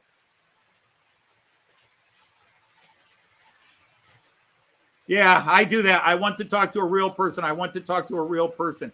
Sometimes you can hit 0 and eventually that goes to operator, which tells them real person. I can't swear it works with all companies, but many companies, you just keep hitting 0. Yeah, and the thing is, that's just it. I was talking to the guy from Verizon, and trust me, on the phone, he was super nice and patient, as was I. But he's like, I have to go through this. My company, my bosses, my corporate execs make me go through all these steps before I can give you a better box or the new box, which is what we finally did. And it's having the same problems, which is why I'm still broadcasting with StreamYard and not straight from OBS. It's OBS into StreamYard, and then StreamYard compresses it down to a signal of 2. So even when my Wi-Fi signal is going down to 2, I'm okay. But when I'm on OBS, my signal strength is about 7 Mbps to 8 Mbps going up. Yep, throttled stream. Bottleneck. I mean, really, it's the signal gets bottlenecked. And see, your sound and your audio, even though you do it, your audio and your video, even though you do it together, their signals are actually separated. And because your audio signal is minimal, it's like 1/10 of 1%, you always get the audio comes through. It's the video that's the big signal that gets stuff. So you can have people say, hey, the audio's working fine, but your picture's frozen. And your picture's frozen because what you're trying to send through isn't is too big for your whatever you're sending it through, my internet box, etc., to go through. But yeah, our local cable company was very good.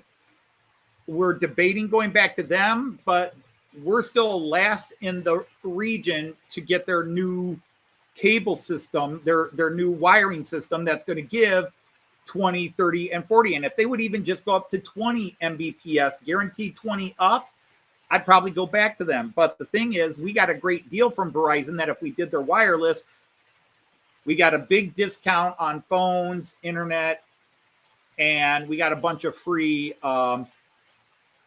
streaming apps. Like our Disney is free, our YouTube TV is half price. Because we ditched the cable and we have YouTube TV to watch the local channels and the main cable, what used to be cable channels, to stream those. And then we have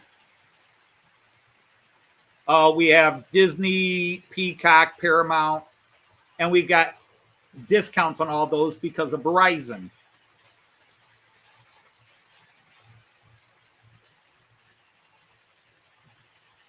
You got 45 up and 125 down. Now, see, I have 400 to 500 down. We have 400 to 500 down, but my old provider was 10 up. They only give businesses 20 up or higher. Residential services, the highest you could get is 10. AT&T offers residential 100 up. But AT&T is the slimiest and the worst of the companies when it comes to this stuff. And their customer service is the worst.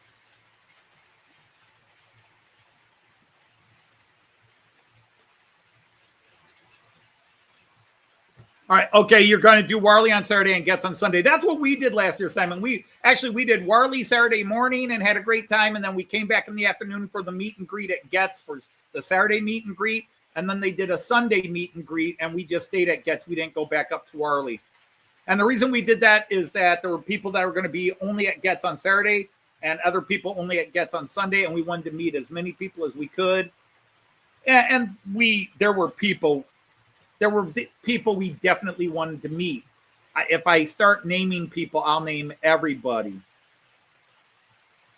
But, for example, we had a chance to meet Mark from Donegal Dad. We've never met Mark from Donegal Dad. We wanted to meet him. We've been chatting at him for 7 years. 6 or 7 years since he came on, basically. Maybe he came on in 2020, so maybe it's only been 5.5 years. But 5 years, 5.5 years. But anyhow, we really wanted to meet him, and he was going to be at Warley Saturday and Sunday. So we made arrangements to see him. And of course, Andy works at Warley, Andy, March West Junction. Now, we met Andy at York, so we had met him before. Brian Finn was going to be at Warley, and Brian's been one of my longest internet connections. Brian Finn is the first person from YouTube I talked to off of YouTube. Brian Finn from Finnerton Central. We started talking via Facebook Messenger. We don't talk like we once did. Life happens, you get busy, blah, blah, blah. But he was the first person where I exchanged emails and messages directly with him. So to finally meet him was cool. We didn't get to hang out nearly long enough. And then all the people we've been talking to forever. We had met Tim Dowd, who has been a friend of this channel forever from the beginning. But, see, I start naming names and then I got to name everybody. But there were definitely people we had to meet. We wanted to meet. We were desperate to meet. People that we have been talking to for a few years offline. Anytime you get a chance to meet Alan Wiles, it's great. I've met him now. He came to York. We spent a day at his house and at his layout. he and Babs are just the sweetest people. His wife, Babs, they're just the sweetest people.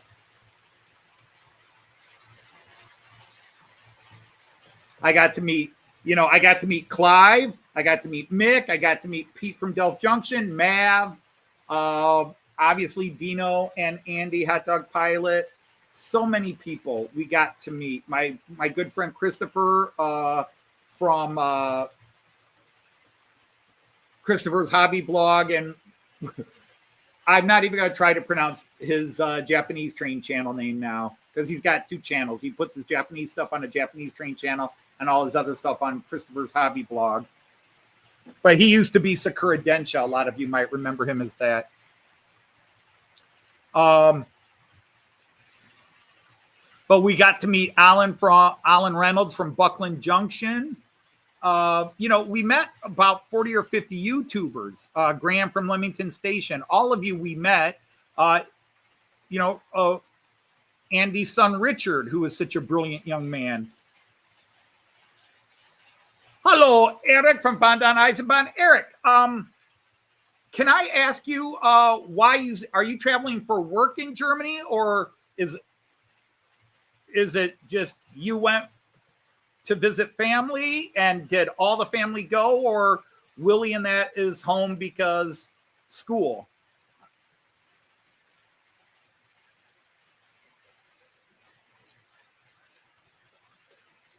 Because I enjoyed your little shop. If I could be crabby and suggestive, I wanted more. I wanted longer videos and more tours of those stores. Dad said, so you and your dad. Okay, that's awesome. I loved your beer pouring one. I probably missed half of your shorts. Boy, doesn't that sound weird. I've missed your shorts. But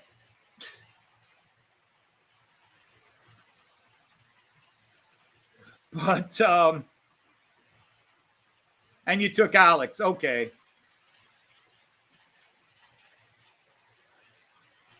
So I thought you had said that it was a family trip, but then some of your messages were listed as for Willie.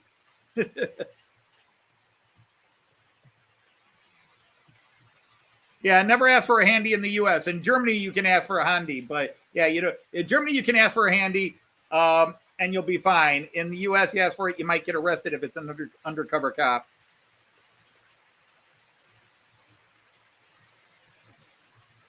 But yeah, there were just so many people we met, and there were people we met for the first time. Yeah, Willie's in school, but but as my wife and I talk about, kids would be leaving, and administrators say, "Why is this kid going for a week when school starts?" Because that's probably when their parent could get the time off for vacation, and that's when they can travel. So if you had said we took Willie with us because this is when we had the time to travel, I understand that. You don't want him to miss school. I understand that.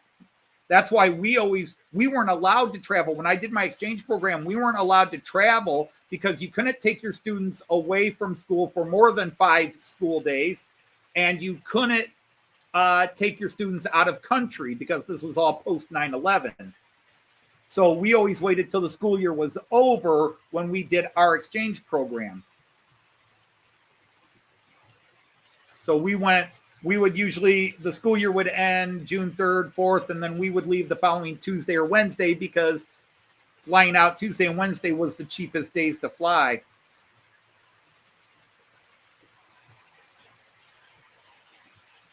But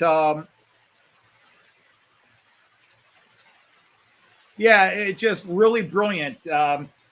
Every shop I go, because you went to Hildesheim, and I've been to Hildesheim, and I've been to Hanover a few times, and you're finding these shops. And the problem is, the last time I was in Hildesheim or the last time I was in Hanover, I wasn't into model trains.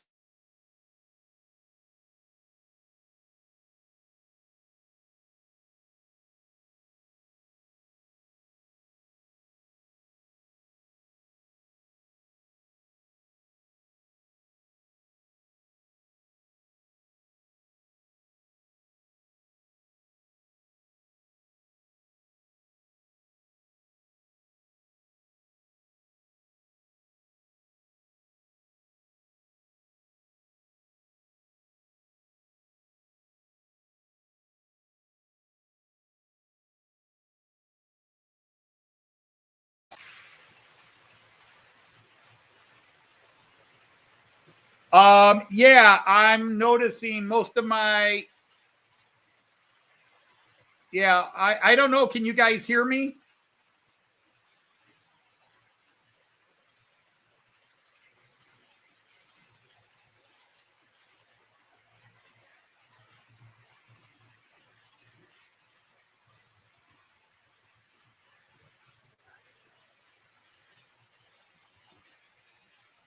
Yeah, I've got what looks to be one camera operating right now.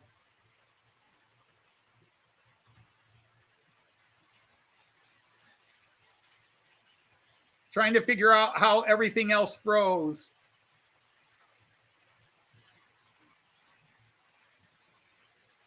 How many cameras are operating? 2. I have 2 cameras operating.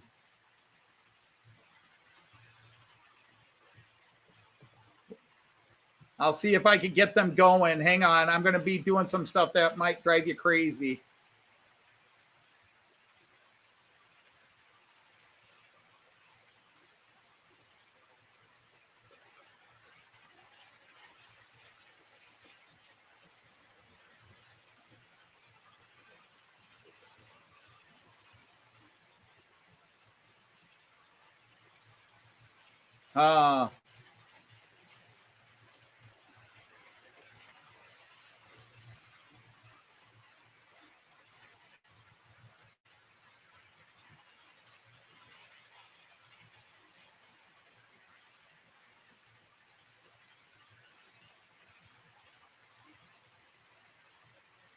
According to me, only 2 of my cameras are currently working.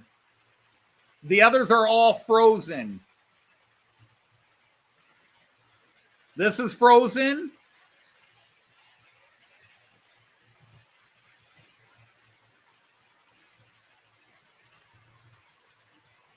All right, let me see if I can reboot these.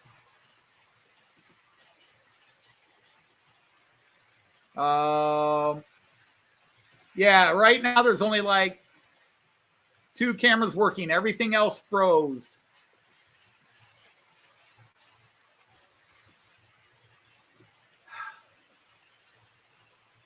Well, I want to see if I can reboot these cameras. I just have to do this a very tricky way.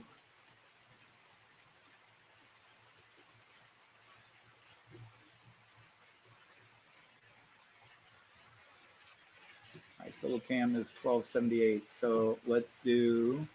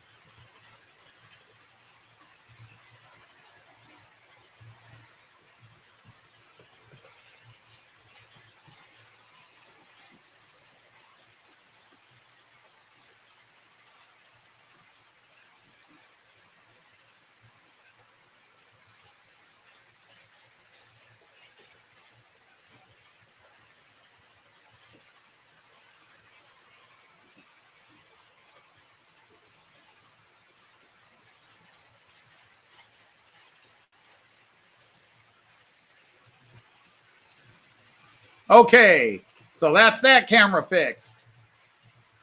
All right, so it's just going to take me a few minutes. Bear with me while I sort this all out. All right, so this camera is frozen.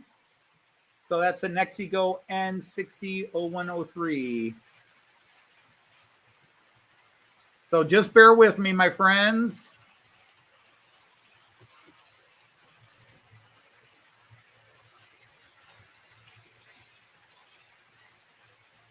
Up the ramp, Nexigo N68 FHD. Where are you? Nope.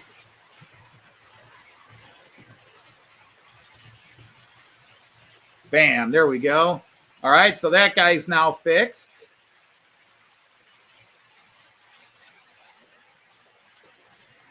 UK floor cam is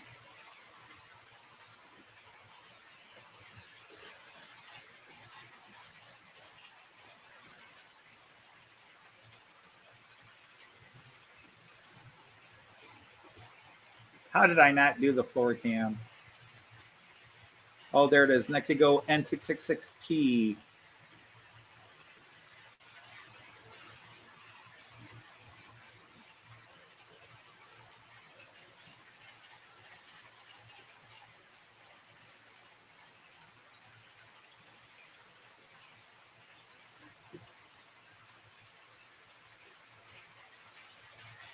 All right, we're slowly coming back to life here. How's the chat doing?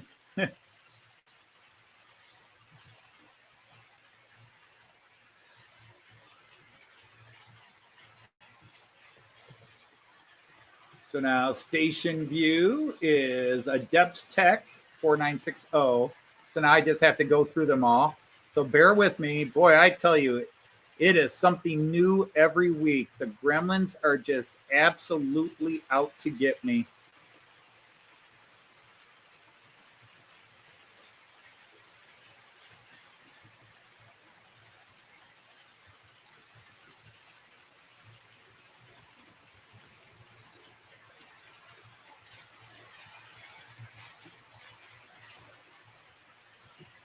All right, so that guy's now working. I think. I need somebody to go past.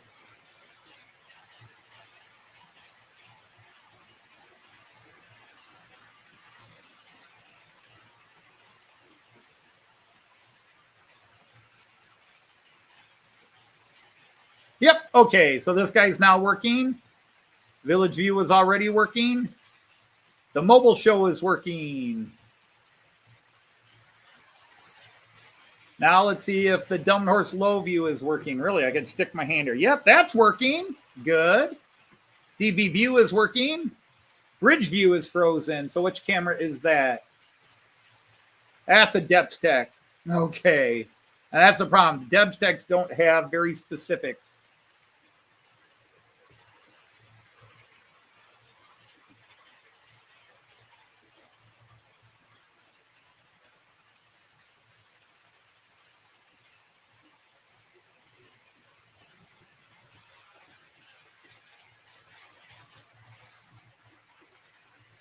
So again, this will just take a couple of seconds. Each one.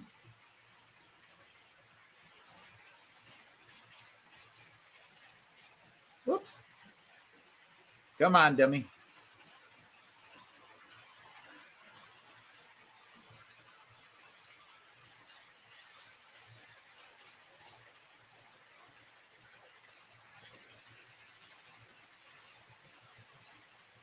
There we go. All right. And the problem is every time you reset these cameras, your settings to stop the zoom in, zoom out goes off.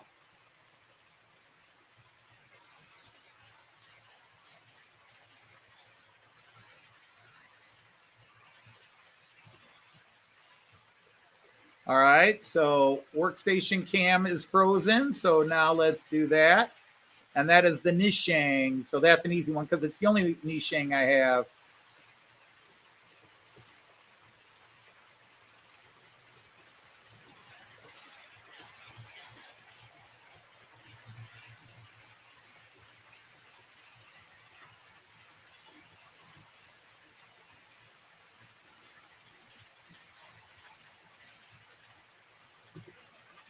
And now I got to tell it to stop autofocusing.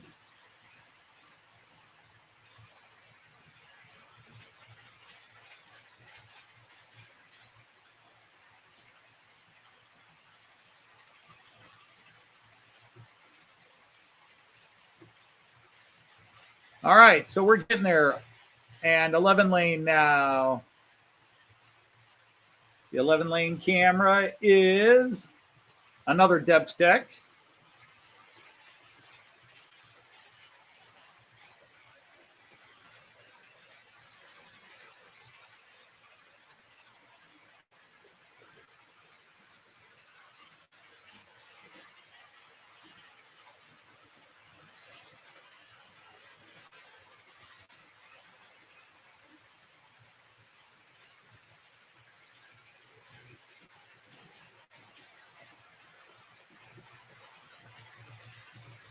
No, not you.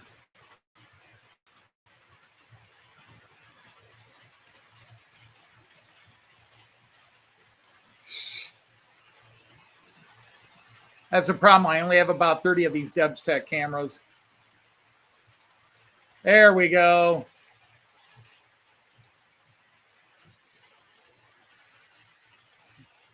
Did the chat freeze too?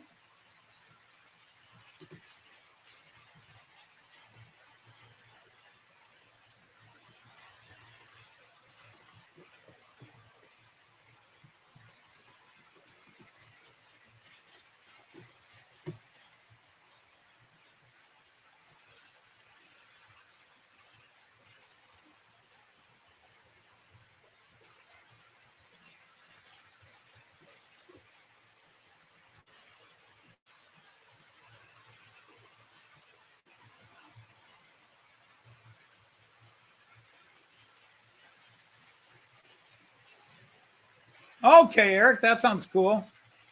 Well, like I said, I've enjoyed your little tours.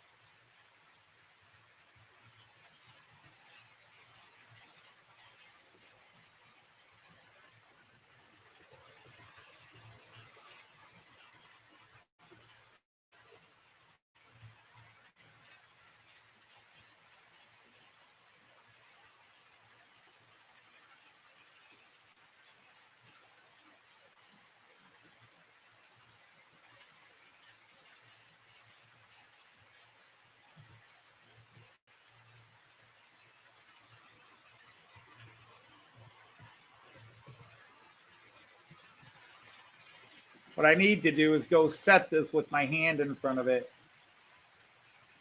Because otherwise the close trains. Okay.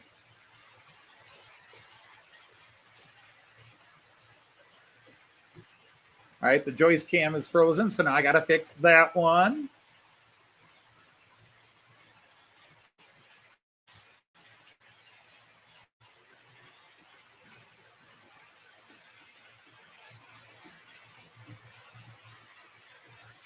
That's a Mexico 930. So that should be easy because that's the only one I have of that variety, I believe.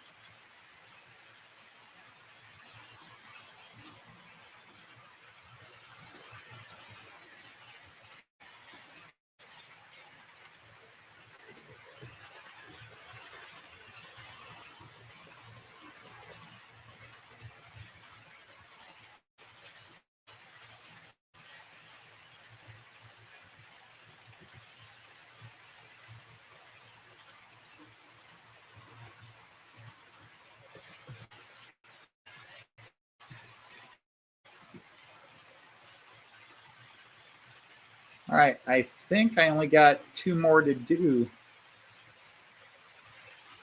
All right, Bremen corner. No, that's also a Mexico. How'd I miss that one? All right.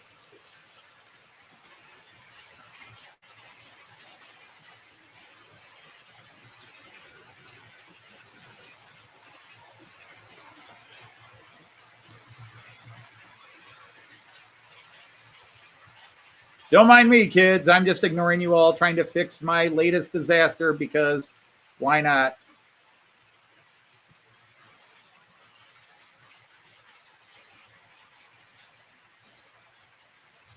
Okay, so it's got to be the other one.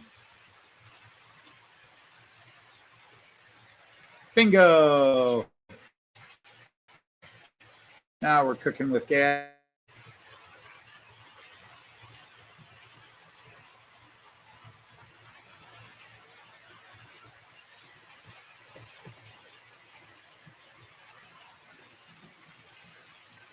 Oh, that's a horrible.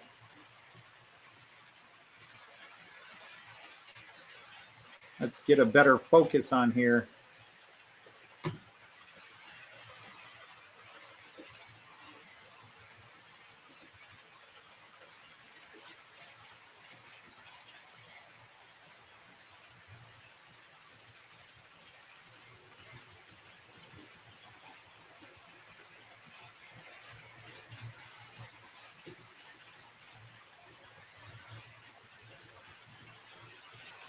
And this one, well, it was working. Now it isn't.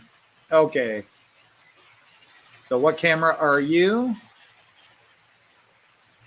And that's the problem. I bought so many of these Debs Tech because they're good cameras, but they don't signify individual types. Okay, Debs Tech.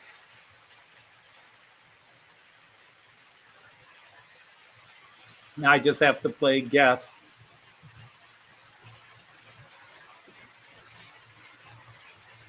Nope, not that one.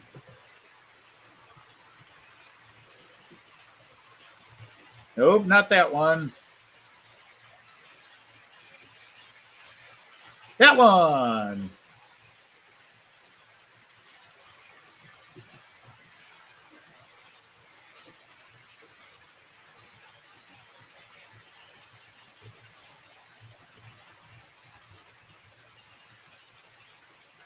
And one more. All right, I had 3 more to go. I thought I had 1 more to go.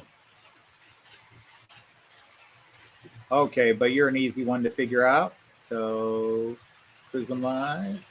And then you're the HD Pro webcam thing. All right, we're back in business.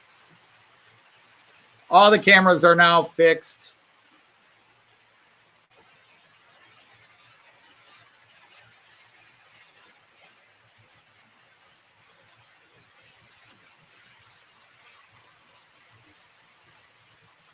Let's make sure the floor cam's still working. Yep. All right.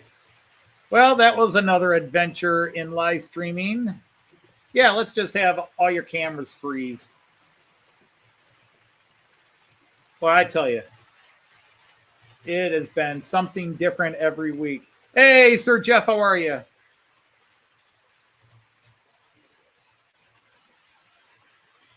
So once again, I apologize because I just seem to keep having the devil's luck on my side lately.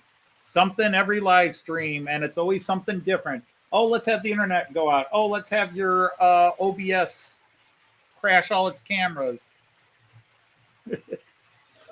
I just don't know what's going on. See, I was complaining about my Verizon internet, so then bam, everything crashed. There's got to be a way to get rid of these banners. Or not the banners.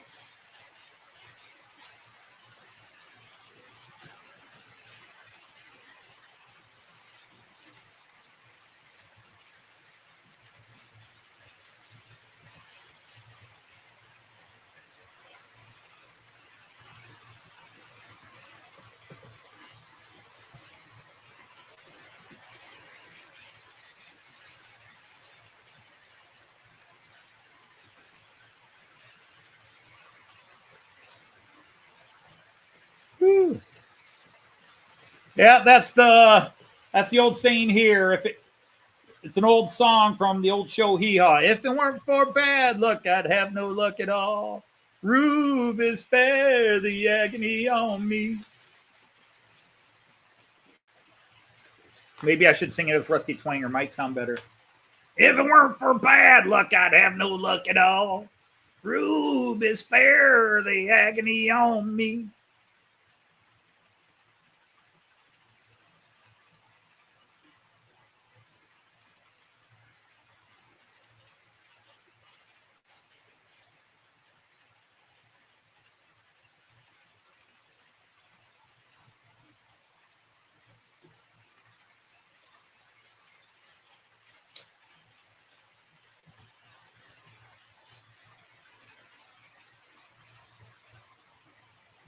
Christoph, wo bist du in Deutschland? Wo sind Sie in Deutschland?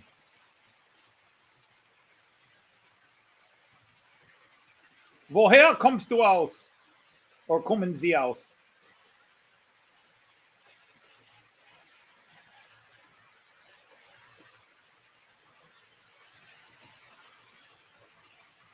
Bonn, toll. Ich war nur einmal in Bonn. Für eine kurze Zeit.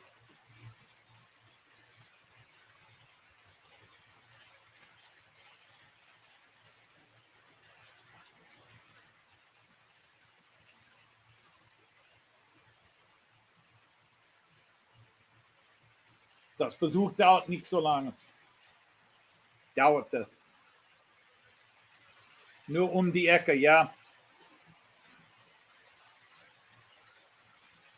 Someday I'm going to go back to Detmold and go to Lippe when they're open.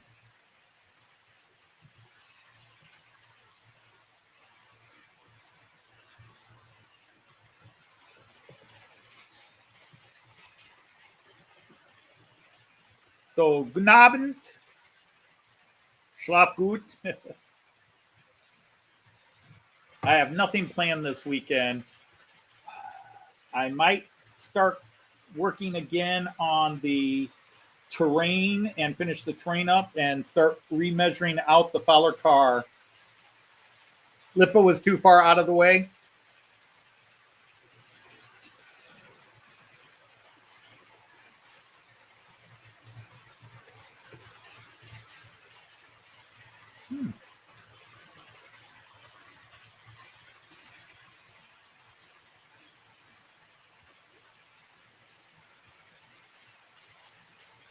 Yeah, we went to Detmold and the that part of the Kalkriese, Horn, and saw the Hermann Denkmal and the Exelstein. Too many people to see and visit. Yeah, I understand that. I mean, at least when I was younger, I understood that. Nowadays, when we travel, when we travel now, like, all right, if we go to Australia, we figure we're going to hook up with Artie and see Artie. When we go to Europe, I mean, if we go to Germany, we don't specifically have anybody we're trying to meet, because usually it's people we meet in Germany and then they start hanging out in the channel. So it's like Andre here, Andre Eckert. If we had known him before we went to Rostock, we would have tried to meet with him while we were in Rostock, since he lives near Rostock. We went to Denmark and we stayed with Jean for a few days. We stayed at his house for a few days, and then in Copenhagen for 3 days. But it's hard for us to go back to the same place, because there are many places that are on my list to see that I haven't been to yet. And so, like with the UK, I don't want to say it's easy, but when we went to Getz, it was easy because everybody's in one place. When we went to UK in 2022 and spent a month in the UK, we, said, hey, we're going to be at York on this date if anybody wants to come. And a few people did. A lot more didn't, couldn't because of work and what have you. This next trip to the UK, we know more people. But when we went to the UK in 2022, it was like I forced myself upon Jim from Hover Motion. I said, Jim, we're coming to the UK. Can we come to your house, please? And his family was just so wonderful, as I always say. But we were in Cardiff, and Tim says, hey, I'm in Newport. I can meet you there. And we're like, cool. And it was great to hang out with Tim for parts of 3 different days. And then we spent a day with Jim. We met Lee and Jackie up in Liverpool and spent a day with them. And, it was easy to meet because there weren't a lot of people, and Alan Wiles, because we were really just becoming very friendly with Alan right before we went to the UK in 2022. And then his driving across Northern Wales to pick us up, drive us and give us this amazing tour through Snowdonia Park, and the great stories he had about his truck driving days, and then this museum, mining and train museum we went to. And then you top it off, we went back to his house where we had tea and just snack tea. And then we got to see his layout, which he's drastically changed since we were there. So, it was epic. I mean, even meeting Philip Page for half an hour was just so cool, because we could meet those people individually, which is even harder to do now, especially since we've gone to Gets, because we literally have had people saying, hey, next time you're in the UK, if you come to this area, stop by and see us. And it's like, if we come to that area, or we can try to meet somewhere in between. Because right now, all Joyce and I know is we're going to Inverness, and we want to come down to Glasgow for a day, maybe 2. We might stay at Inverness and then come down to Glasgow. And then from there, I think we're going to go near the Birmingham, somewhere between Birmingham and the Severn Valley, and try to find a place to stay there. And then if we can meet everybody at the Severn Valley, that would be cool.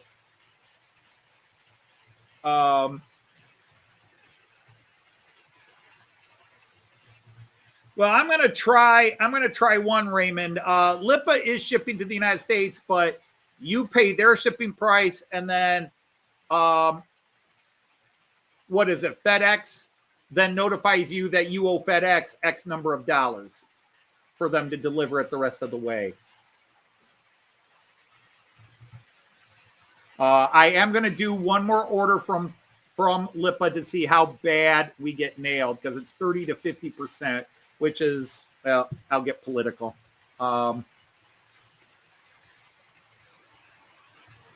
You're recording a lot of family history.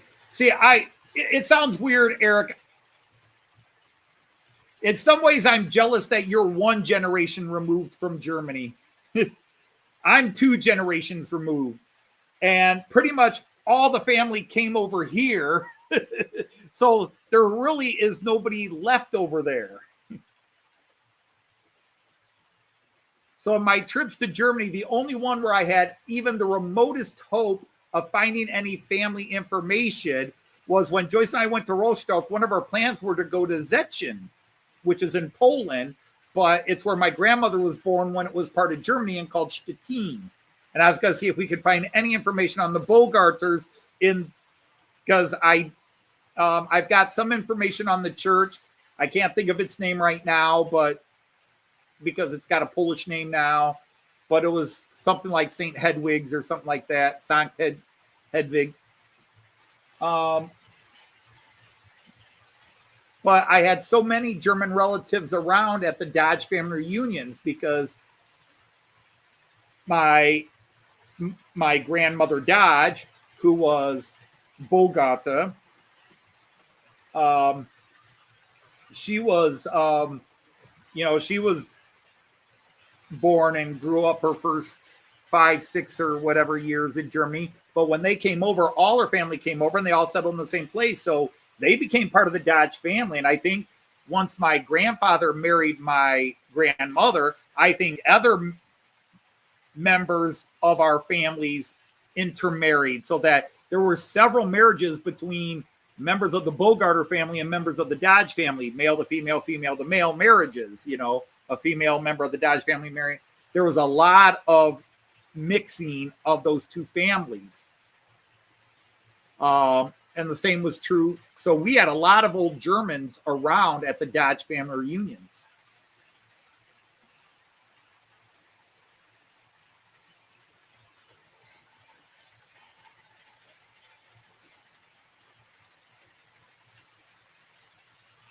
Okay. Now, Stettin or Stettin? Stettin, Stettin, when it was part of Germany. Stettin. Not Stettin, Stettin. Which is now Szczecin in Poland.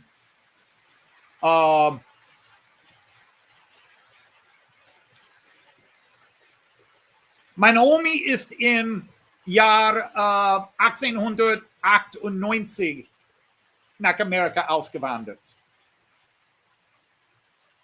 My grandmother emigrated to the United States in like 1898, 1899. So she was like 6 or 7. Because she was born in 1892. And they all settled in Ada, Ohio, which is where my grandfather was living at the time. All right, Randall, take care. We'll see you later.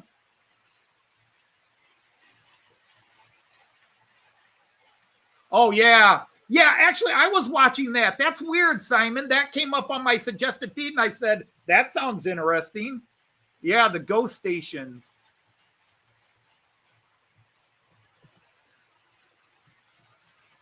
Mick, yeah, Osnabrück was a huge British base up until they closed it about 25 years ago or whenever. Yeah, I've been to Osnabrück many, many, many times. Osnabrück was one of the day trips that my students did. We went to Osnabrück to learn about the 30 Years' War. So we would go through Osnabrück and talk about the 30 Years' War on the way there and while we walk around Osnabrück, because the Treaty of Westphalia to end the war was signed in Munster and Osnabrück. See, even when they ended the war, the two sides refused to sit in the same room with each other. So it got signed in Osnabrück, and then couriers took it to Munster, which is like 30 kilometers away or 30 miles away, and then the other side signed it. So the official ending was when they signed it in Munster, but Osnabrück is where the treaty was agreed upon and first signed. And I think I said hello, Sir Jeff, but if not, hello, Sir Jeff. So yeah, Osnabrück. We would go to Goslar for a day and learn about early medieval Holy Roman history. You know, the first unified German state, although it's really an exaggeration to call the Holy Roman Empire unified.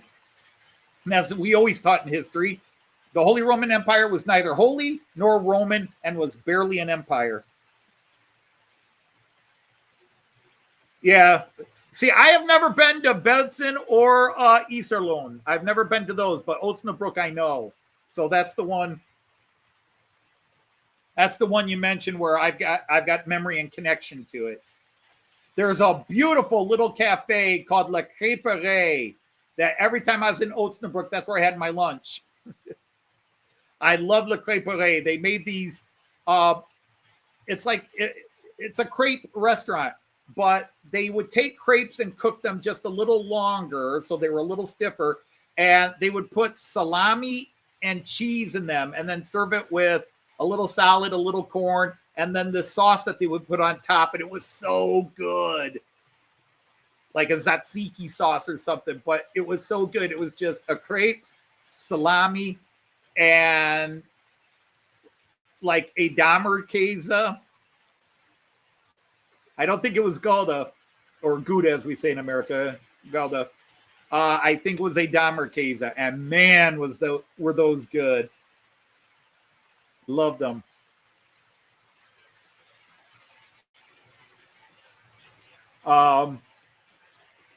And then we went to Berlin, and we would spend 3 days in Berlin and Potsdam and talk about the Prussian kingdom. But also, once we went into Berlin, is when we would talk about World War II, the Nazi era, and we would go visit the Holocaust Museum, which opened in 2005, 2006. The Holocaust Memorial and Museum. And I'll tell you that Holocaust Museum was a heart wrencher. It was designed to break your heart. Pardon? Oh, yeah, I've left it on for a while I've been babbling. Oh, no, we just had, let's have all your cameras freeze and have to be reset. Every week, it's a different fucking gremlin. Something different every week, man. The technology gods have been mad at me, and I'm getting tired of it. I don't know how to appease them. Anyhow, we have our special guest. My guest? Are you the host?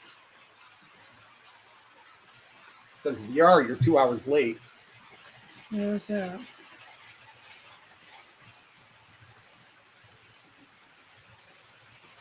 Don't you do that again. That camera acted like it froze as I was changing it. Mm-hmm. Yeah, OBS is acting up. The internet's acting up. It's just... How can we annoy Anthony today? No, All right. Hi, everybody. We'll start with that. So, hello, Tom. Hi, Raymond. Hey. Hi, Simon. Hi, Chris. Oh, hi, Stormy Sky. Nice to have you here. Colin. Hello, Stormy Sky. For Dave, Drew. Sir Steve, Yep. Jane, Jennifer. Hi Stormy there, Sky. Lee. The Choice Dodge Hour. Yeah. Hey there, Eric. Hi, Mick. Yeah, that's what it Hi, is. KJ. It's Joyce Dodge 45 minutes. Wow, you're even 15 minutes late for being a guest, I tell you. I know. Well, she got stopped twice, so it was good to be on time. And I had to say something. You got stopped, or you let yourself be stopped? Well, I did stop to talk to one just about this very difficult child. I had a meeting during my planning. True. Hello, A Squirrel. Hi, Squirrel. No blue smoke. And so talk to us last year. Don't jinx me, Squirrel. Don't jinx me. I've had everything else. Because we started off, I had my class 146 running, and it kept hitting here and shorting out the whole system. So I think the ski was acting up. Yeah, it could be. I think there was something wrong with the ski. Boop, boop, boop, boop. Is that your phone? It must be. Mine makes that noise.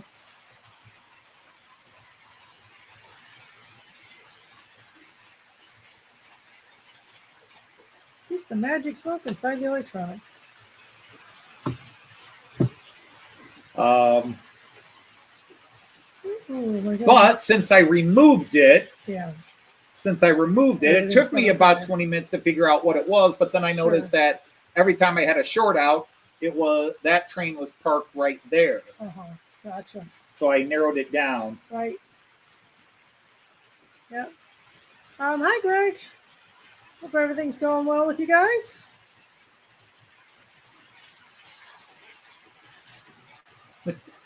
What? You walked, was it windy walking home? Yeah. Yeah, I was going to say your hair's got the wind-blown, frazzled look. Yeah. Now, do you have... tomorrow. Yeah. I was just trying to remember because Ohio State plays early. What time they play noon?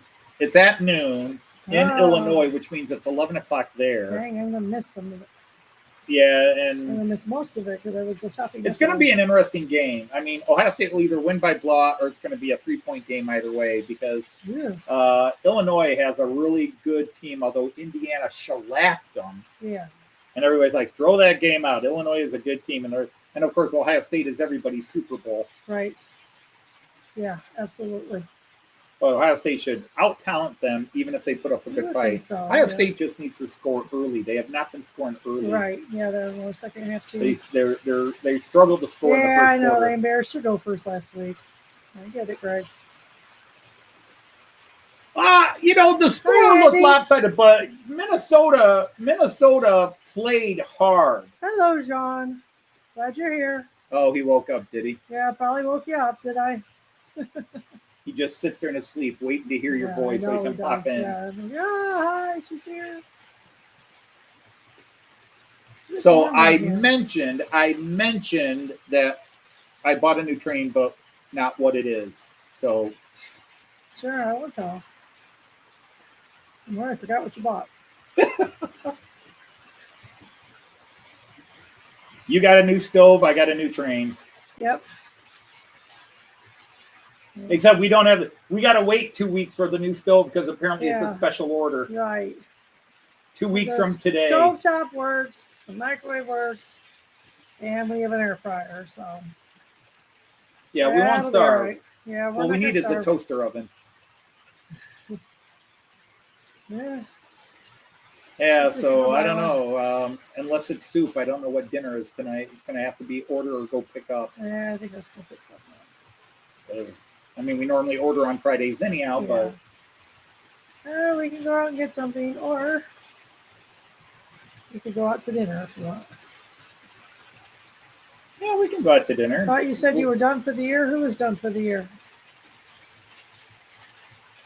Yeah, I was done for the year until we had to take money out to buy a new oven. So there's a you were little down in money the left kitchen, over. So that led to me going, oh, look. It was, once again, it's just karmic timing. We had to buy a new stove, have a little money left over, and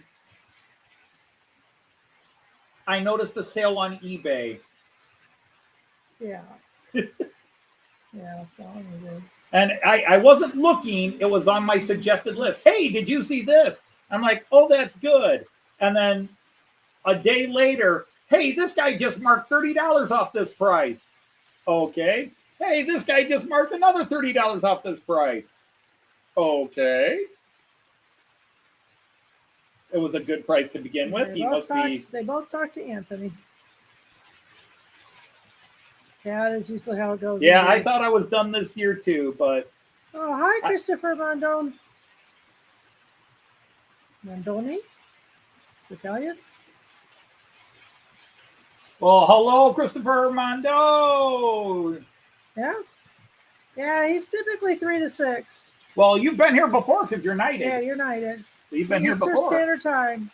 Yep, we're here every Friday, 3 o'clock Eastern Time, 2 o'clock Central, 8 p.m. in the UK, and 9 p.m. in continental Western Europe. Sure, you might be except for the part of Portugal that's on that. the same time zone as he's late UK. for y'all. Yeah, I'm late for you guys in Europe. Yeah. Yeah. I mean, technically, that's why I always say Italian mainland and Europe, Irish and because UK is part of Europe, although they So is it sometimes... Mondoni? It should be Italian. Probably still saying it wrong, but No, Mondone would be, Mondone? if it's Italian, that would be an acceptable pronunciation. Yeah. Not that that's the right way they would say it. right, exactly. And of course, things get Americanized. Way too early in Australia. Yeah. Oh, yeah, those Aussies, but, Yeah, you know... We appreciate you coming That's why we go on at this time to prevent those Aussies from coming in, you know. Prevent, yes. Yeah, we don't. The New Zealanders are okay. Kiwi Dave, Monsville. Well, we got to keep the riff-raff out. Oh, hi, Artie. I didn't see you coming in. UK pulled out of Europe, indeed. So, well, they only pulled out of the European Economic Union. They didn't pull out of the continent. That would take a little bit of digging and supersized motors. I did I always do a continent and ocean map with my students. Right, that's it. We're going to another continent. And they have to mark it accurately. So now, which continent can we go to where they'll do what we tell them to do, like the good old days? Well, let's try South America. Oh, wait, Argentina might still be bearing a grudge. Let's go to Africa. Oh, hell no, that will go wrong.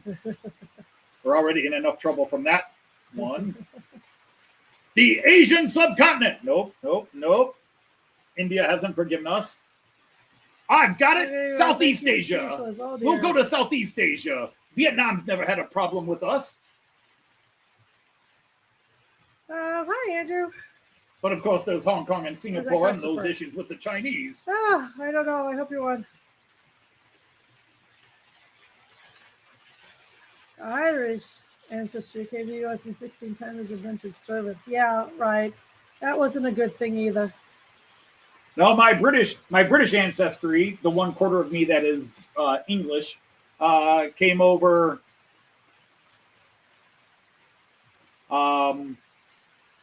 In the 1650s. Oh, that's right. You're in Germany, aren't you, Eric? Yeah, it will be. Still nice you came in. Morning's coming pretty early. Actually, the mornings are coming later over there now, but you're getting up early. Yeah. Gotcha. Yeah, it's now, the sun's not rising there. That's not your time in Minnesota, Wisconsin, whichever one you're in. And, yeah, okay. In Baltimore, it's 6:42. Time for the 42 moons. I forget how that. It's an old George Carlin bit. Right. Understood. It's 3 o'clock in Bangkok. It's 10 o'clock in Los Angeles. And my watch knows what I'm watching. Click on it. Yeah. It's 2 o'clock in New York. In Baltimore, it's 5:40. It's time for the 6 o'clock news. Yeah. I'm like, wait, that's not right. Oh, you're speaking of Rob until 2. Okay. You had a late night speaking with Rob. 6 a.m. Okay, vacation's way too early. I agree. Although we've done that for, I want to get to Miwala. We've gotten up very early before. We've gotten up early for trains. Yeah, you remember in Delmenhorst, we had to get very early. A mile to the train station. Yeah, we were walking to the train station, and then I booked us the early tickets. Yeah. And you said that was the last time we go early. But And usually the times late. we get up early is like to catch the plane in Frankfurt. Yeah, right. In Frankfurt. Trains and planes. And a couple of trains. Yeah, we got to get up early because it's going to be, you know, when we went to from Koblenz to Lübeck. Okay. When we went from Koblenz to Lübeck, we had to get up at 6. It was an early, yeah. We got up at 6. The train was until 8. I wake up a lot better 6:15. on vacation than I do at home. Yeah, you do. That's true. I don't sleep real great in places, but for a couple days I'm okay. You do that. But you do get up. You get up leaves. easier. You get up early, easier on our trips. Because you know what's coming and you can't wait to start the day. There's that too. I'm excited for the. There's also we spend X number of dollars on the train. You better get your ass out of bed. Yeah, really. There's that too. I will say you're even easier for the trips that are for you rather than the ones for me.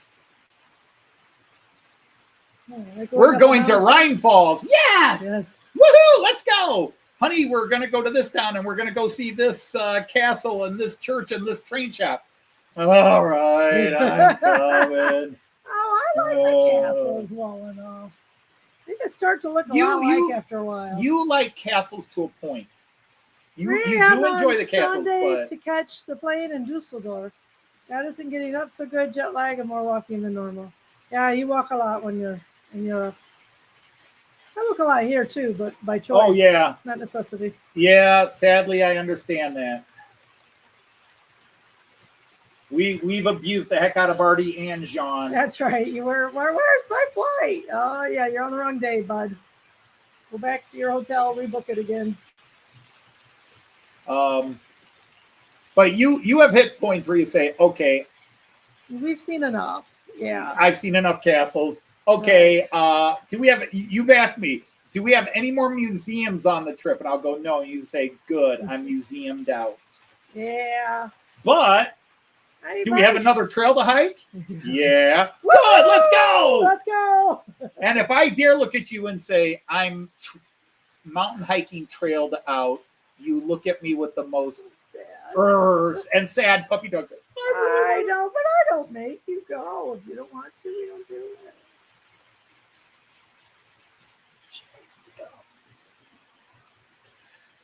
Try not to be too rough on you, but I may not go all the way to the top. Like, okay, let's hike this mountain. Okay. All right, let's go to the observation point. Okay, we're to the observation point. Now let's go to the top. No, you said we were just going to the observation point. Now that we're here. But the top's there. Let's go to it. But the top's right there. And I'm right here. Slept in the day after Joe, so I had the flight diverted to give myself 24 hours to catch up. I've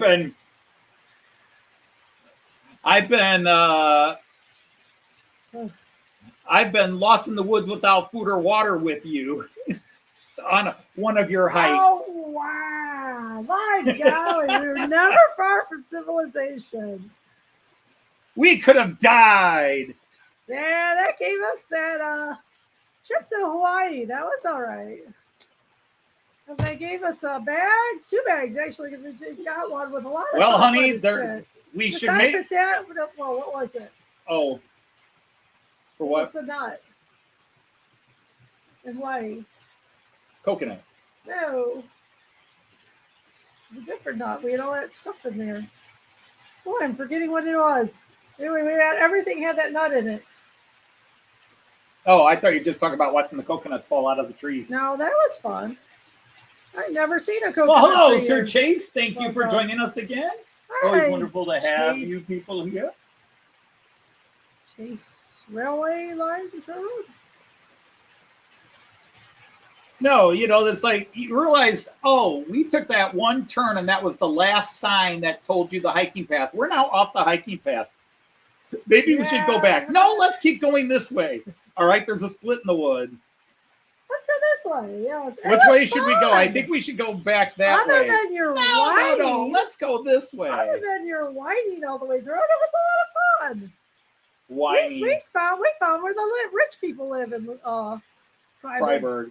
Whining. I wasn't whining. I was merely pointing out that we had no water, no food, and you had gotten us lost in the hills south of Freiburg.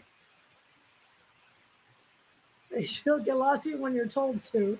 I don't whine. I just kept making jokes. But I like to give you grief about it. Oh, I would not want to be lost in the desert. That's for sure. That's going to be on your tombstone. Absolutely, Artie. That's going to be on your tombstone. Let's go this way. Oh, what the hell? I like exploring. I like walking. Got that right, Artie. Nope, don't want to get lost in the desert. I can handle getting lost in the woods. I figure there's a way to survive. Lost in the desert? Nope. Probably fish, some water somewhere, animals, build a bonfire. Build a fire. Yeah, neither one of us smoke, so what's the odds we had a lighter on us? Absolutely not, but we could roll a few sticks or find some flint or something. Blow on it, Joyce. Blow on it. Think you're part of the Itchy Crush. I hope everybody watched that today. Oh, yeah. I forgot episode 2 came out today. Episode 2 came out this morning. We're still laying the groundwork for the plot. That's right. Episode 3 also lays groundwork for the plot, but I think episode 3 is the funniest. Daisy and Lil were all in that episode. I just rewrote scene 5 and finished it. Gotcha, good. Fucking hilarious. Oh, I'm glad. Sorry, kids. Yep. Daddy used a bad word. He did. Yep.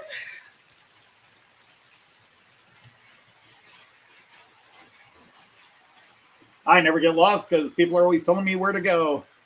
Yeah. Only to find out the camp's just over the hill. Yep.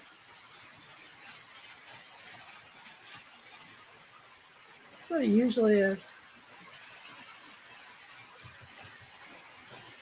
Good, I'm glad. Mitchie Crush is contagious. The town is only 7 minutes. But see, save your breath. It's Ishi Crush. It's Ishi Crush. It's an Apache word. It's an Apache term. The name of the brothel in Big Gulch is Ishi Crush, and it's an Apache term that means site of the burning bush. So it's still related. Yeah, I know. 70 so miles. So it's a double pun. Is probably a little out of my range.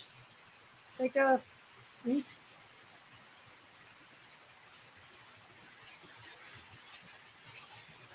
$70 miles. We're not going to do it in one day. No, we're not going to do it in a day. I don't think you can.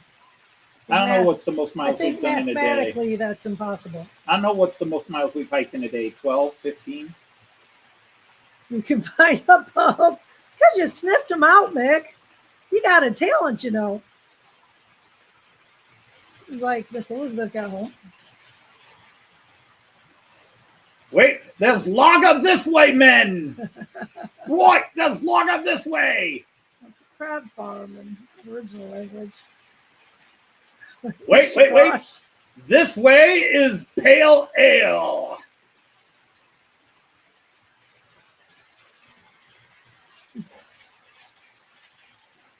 Somebody went shopping.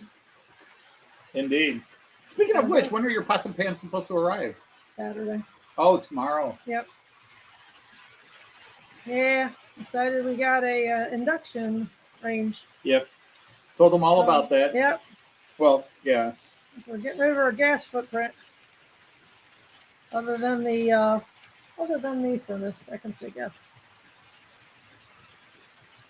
Right, in the Brisbane, it's actually brothels. And hey, when you have a talent, you have a talent. No denying it.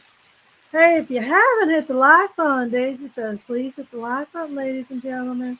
Really helps Anthony and makes him feel good. We have Pilsner. Indeed. Beer. What kind of beer do you have here? Yeah, both kinds. Pilsner und Lager. There's a joke if you get it. What kind of music do you guys have here? Oh, we have both kinds, country and western. Right. Blues Brothers. Yep. Yeah, thanks, Andy. Swell. It's all a bunch of horse poop. You're still on 40. Let's see, today they were on the ship. Okay. Oh, okay. Yeah, that was, in New York 5. Harbor on the ship. Episode 2. Episode 2. Yeah, that's what went I out didn't think today. they got on the ship. Okay. My favorite line in that, probably the only real joke in that is, well, Smokey, some things should be left unsaid. Yeah, well, some things should be left unsmelled, too. Yep. You have to watch it to get that. That's right. You gotta watch it. I may be the only one who laughed at that, but I made myself spit out laughing when I wrote that one. As soon as I wrote it, He laughed his own ass off. How's that?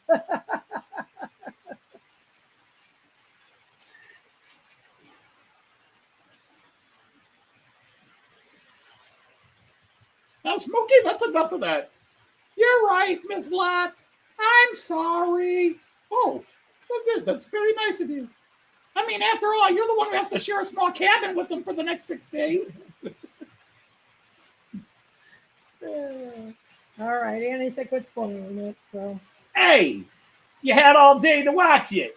Hey, it's getting late where you are. I'll be on your tomorrow list. Yeah, but I'm like one of those commercials giving away the best jokes, and then when you watch the movie, nothing else is as funny. No, next week's scene, next week's scene is what's happening in Big Gulch with all the main characters away from Big Gulch. That's cool, Tresser. And it's freaking funny. Chaser.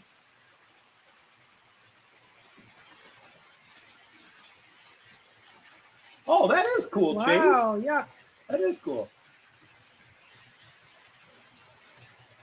Apparently all the drinkers died.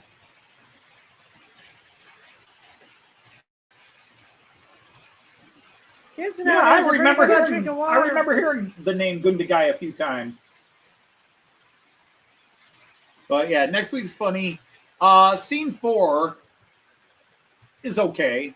I mean, I don't think it has.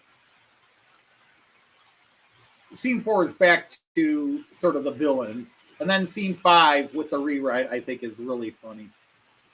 But I can't. Who's speaking? Is that a horn? That sounds like one of my cameras shutting off. Oh. But not these cameras, because they don't Right. make that sound when they shut off. They don't. It's the GoPro, which you don't have on today. which I don't have on today. Huh. Roland Brawonga. Problem is, I did work on the layout today, but where you're at, you can't see the change I made. Where you're at, you can't see the change I made. Okay, I believe you. You'd have to stand up and look behind the monitor. Gundagai is the main town we stopped at the Tucker box. Oh, right. That's right. Okay. Oh, I kind of knew. I remembered it.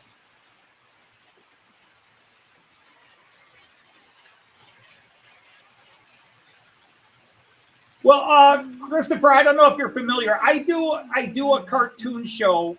Well, it's not a cartoon. It's a vocalized comic. It's called Matt Clark. I don't know if you're familiar with it, but I have just started season 4. I write it, produce it, and I do most of the voices, and Joyce does. I do almost all the voices. Joyce does almost all the female voices, but there are a couple of female voices I do, like Donna Lott. And I don't do them well either, so. Oh, I don't know. Daisy's fun, and so's Lil. Okay. Even May Herc's got her charm. Even Trudy's got her charm. Yeah. Yeah. Getting you to do Trudy's voice is quite the challenge. Quite the challenge. I'm trying to learn German, not how to speak English German. Well, hello, Sorrel. There he is, Lord Al, Sir Al. Lord Al? Is it the wrong one? And we're surviving. Okay, that's good. But the thing is, it's a series. So really, to truly understand the characters, you have to go back to Series 1, Episode 1. And there's been 3 That's where he series. develops the characters. There's 3 series of 60 episodes. There's 4 Christmas specials. And now we've just started Season 4, so we've done 2 episodes of Season 4. But it's called Matt Clark Railroad Marshal. On my main page, if you go down, the playlist is there. Matt Clark, all episodes. Although Season 1, I was just really trying to get my feel for how to do the animation. So it's not as good. Plus, the theme song music got a copyright strike, so YouTube made me change it. And I don't like it. The new theme song I've used since Season 2, I love. Yeah. And I use it without copyright claims. Right. And then I'm waiting for YouTube You have to appeal go, every yeah, now and these are then. good. Yeah. But yeah, so there's Madame Donna Donalot. Donalot runs the women's social club. Yeah. You mean the cat house? And Smokey is the kid that's permanently 10 years old. He's been 10 years old for 4 seasons. Right. Through 4 Christmas specials, he's still 10 years old. Lord of the Oh, 5 square shucks! feet. It's bigger than that. No. His Labby. He got he gotcha, did that bit. gotcha, He did that gotcha. bit. Remember where he got his daughter Uh-huh. where he was named, he was given a title and Right. land in Scotland, Right. and it's 5 square feet. Gotcha. So Okay. Lord of the 5 square feet, Gotcha, which he built a levy on. Yes. That's his castle. Yes. Because let's face it, it's definitely got a throne. Right. And it's useful. In a pinch. In a pinch, or when you got to pinch one out. Oh, that's disgusting. Thank you, Mick.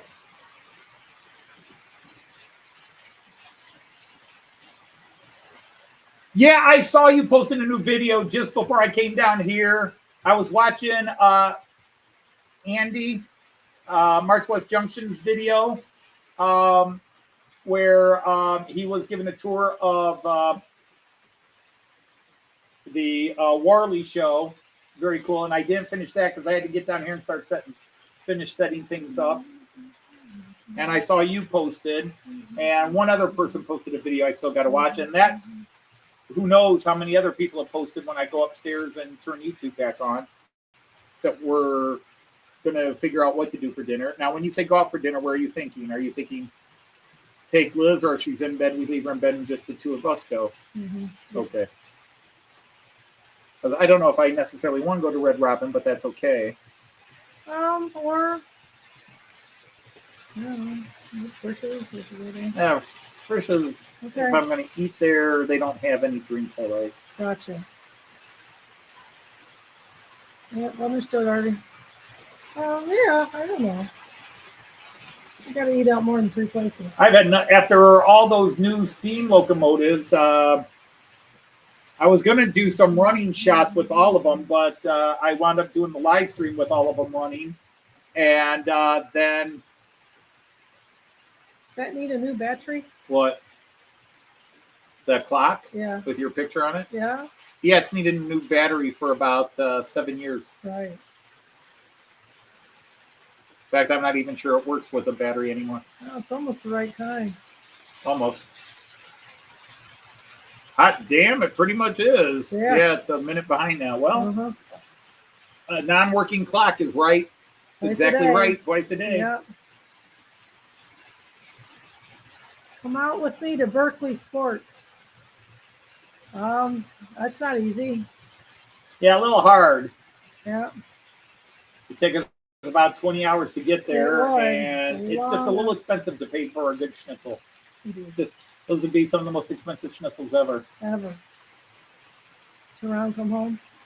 Yeah, that was Sleep because on that my was like the belly. thing with when we were shopping for our new stove, the high-end version from that one company. $20,000 30,000 and one for $35,000. Wow. That's 28,000 pounds. Got to That's cook for itself. 29,000. That damn thing better go shopping. Yeah. Do all the shopping and cook itself. And cook for itself. Wow, for that nothing much could money. be worth that much. Who needs a $35,000 cooker, oven, stove? Right. You buy one of those just to say, I bought a $35,000 one. 5 minutes. Yeah, I remember that. It was a fun place. Yeah, it's getting to your place. Yeah, it's getting to you is the hard part. Is the hard part. We'll go in spirit.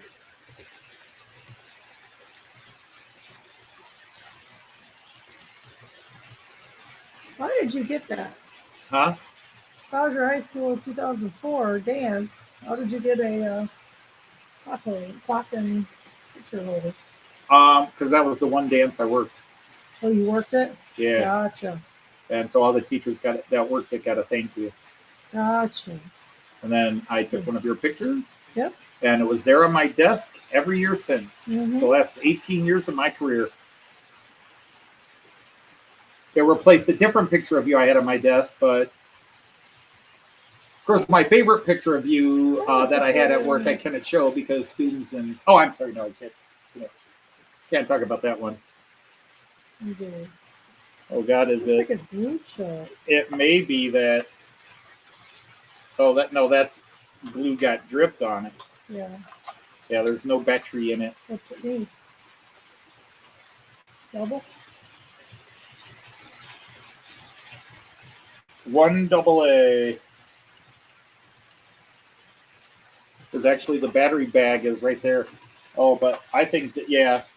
What's inside? Oh, that's the picture. This does not have a double in it. Really? No AA? Oh, it was a double. No, I need a battery. Where's I going to find it? Because I think this thing died before. Nope, it's working. Yeah, tip, tip, tip. You really don't have to reset it too much. 547. Did you? I didn't do anything to it. There you go. Well, there. Now it works again. Yeah. Now where to put it? There, I could stare at you and watch time go by. There. So it's been back here for a while, but I had to move it because I put this monitor in here. Right.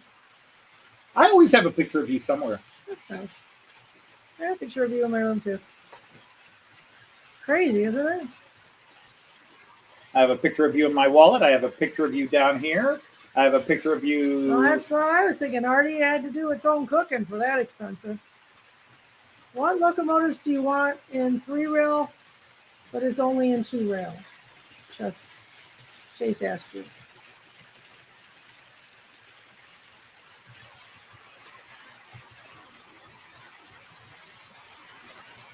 The Australian CAT or the Austrian CAT, I think you mean.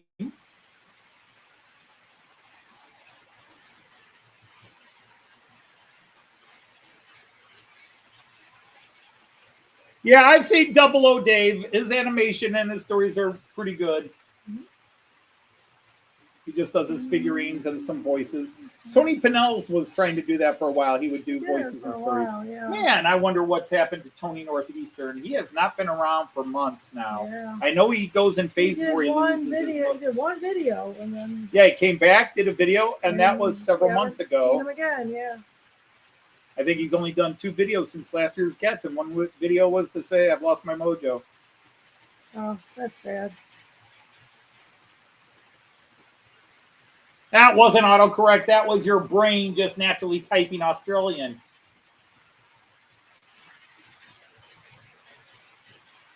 What locomotive do I want in 3-rail that is only in 2-rail? Oh, I could give you a crazy one right now. I want a Siemens Charger or a Sela for Amtrak. I want the most modern locomotives plus a group of modern cars to go with it. Those I can find because I can run 2-rail. I can run 2-rail cars on my track. You cannot run Märklin or 3-rail because their wheels, their axles are not insulated because they don't need to be.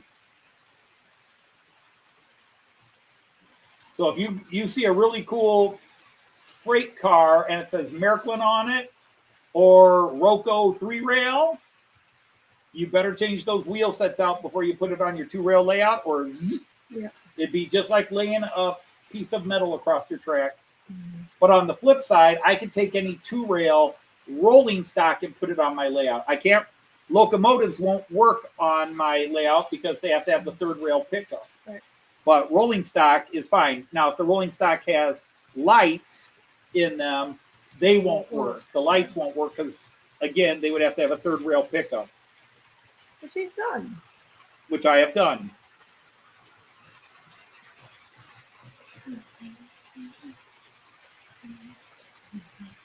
Yeah, because that's right. You got the office building in now. So, yeah, I got to see that one. Watch it. Because he finally, he bought a Fowler German station. I teased him a little bit about it, having the big Deutsche Bahn signs inside. Right, sure. And he's like, I'll cover that. I'll cover it. It'll be fine, yeah. I'll cover it up with, Wales flag or something, And it did, because it is a cool looking station. He did a great job with it. Of course, he's Alan being that perfectionist. It's like me. I got a couple of fingerprints on my Delmenhorst, and I says, that makes it look more like the Delmenhorst because those windows. It's like a random high whistle.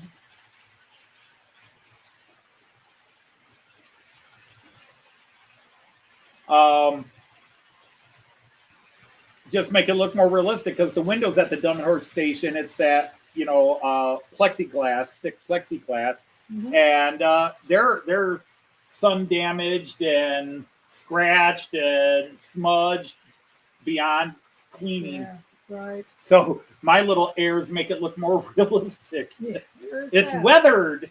Right.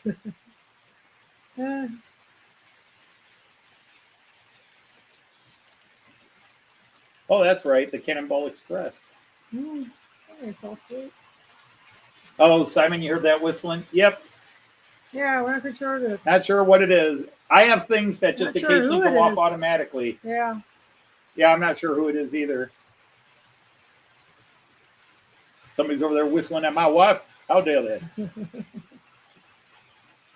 How's about the neck line, gentlemen?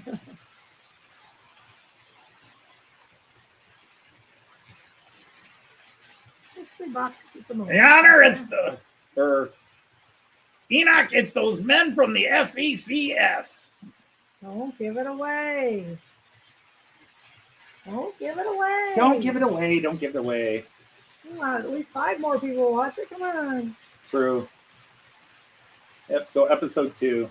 Episode 1, 2, 3, and 4 set up. They're actually not even so much, they're helping to set up the plot for series 4, but they're also they're planting the seeds for series 5 and 6. Yep. So I could take them out, but I really need to leave them in because they're part of this storyline, but they're also. Right. But yeah, like I said, the next one I think is pretty good. Good. At least this is from scene 1, so I'm not giving anything away by now. But we still have a problem, Mr. Steamhale. Oh, what is that? Ned to go. It's down the hall on the right. No, Ned to go, the owner of Far to Go Railway, sir.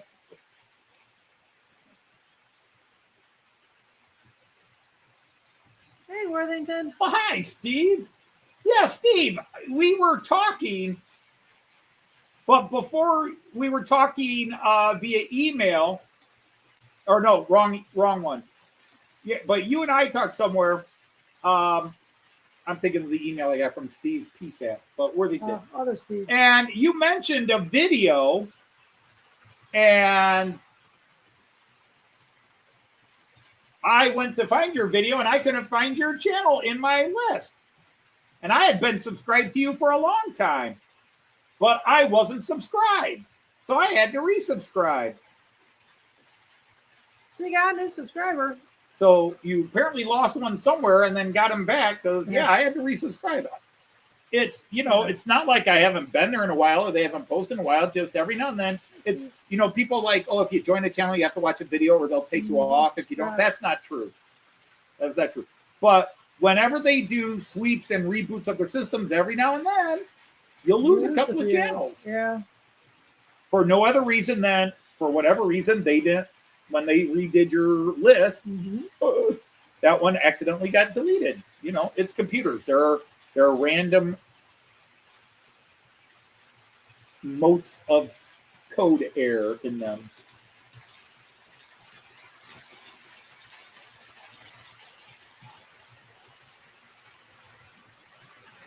I forget, how does that, been a busy day, but you thought you'd check in. Well, I appreciate that. Yeah.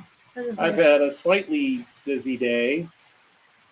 Being retired, I rarely have busy days other than... But the weird thing is, whenever I start to have a busy day, somebody calls me. Often a sales call from Denmark. They keep trying to sell me more vacations to Denmark. But you were just in Denmark. You have to come back.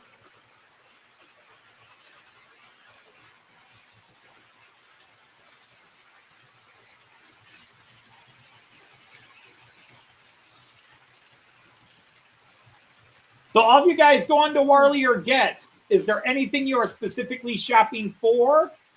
If you're looking at the tables, like I said, I went to Getz. I was looking for a locomotive, which I didn't buy, but I bought 2 other things instead. Oh, Simon. Come back. Oh, boy. Getting double teamed. Your laptop's still stuck in Did I hospital? say you called me? Oh, I gotcha. Yeah, it is kind of hard. They think you're Danish now.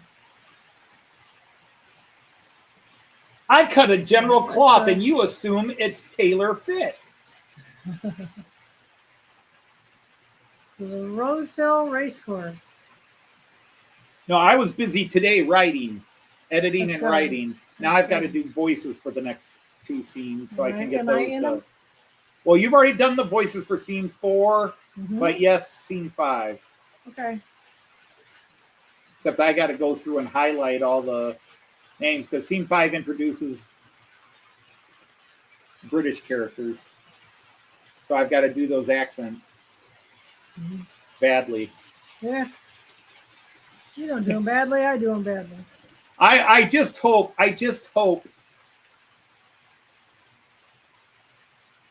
And by the way, our good friend Sir You Colin said of Whites. Danish. They're not Danish. What? They're not Danish. They're Danes. They're Danes. I said Danes. I'm pretty sure you Or said a Danish person. You want an Avanti West Coast 390 Penalito. I said I get a Fuck. call from a Danish person trying to sell me vacations in Denmark. And I didn't say they called today. I just said very often if I'm having a busy day, those salespeople call. I think you should stop. That's where the Sydney train shows. Are you kidding? I'm going to twist the knife in here. $5 to make 100 on the horses to buy more trains.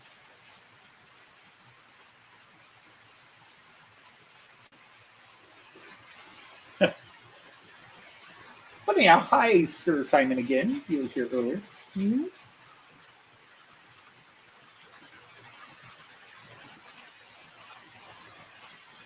Sounds cool. I mean, we do try to trade visits, but someday one of you is going to have to come to America. Okay, Artie's come to America. But the rest of you, someday you're going to have to come to America and visit us. Yeah, we have a spare room. Yep, we have room. So all you got to do is pay the airfare. We can pick you Living up. expenses is free. Yep.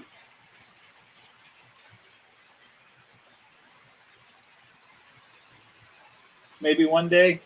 Yeah, I'm glad we did it. I am me glad too. we did it. Yeah. It was fun. It was an amazing experience.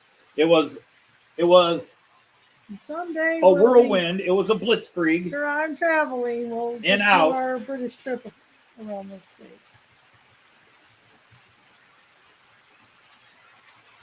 It was like a teenage boy. It was like a teenager.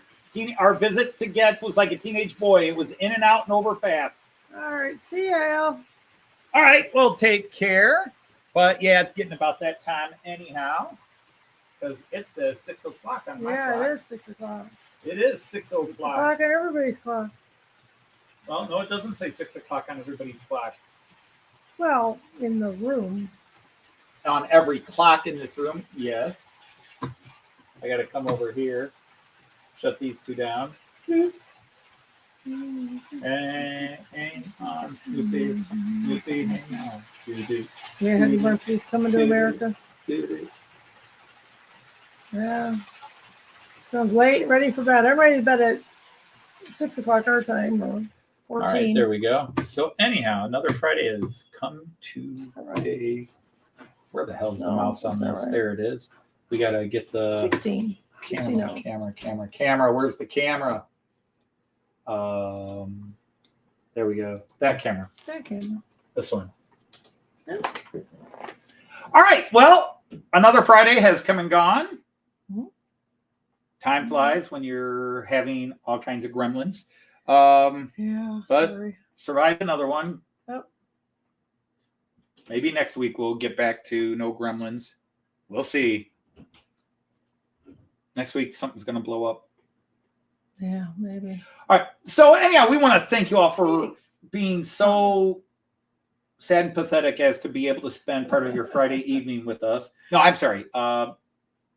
Yeah, it truly is just awesome, as we say. So we say it a lot. It's there. We love you guys. Thank you for everything. And on that final note, next week, big surprise, new train. As long as mail delivers properly. And I won't be here. And Joyce won't be here. Yeah. So you'll have to take comfort in the new train. Mm-hmm. So until next week, or any videos I post through the week here, I'm going to say, I'll be the Zane. Cheers. And happy trains. Take care, everybody. Bye.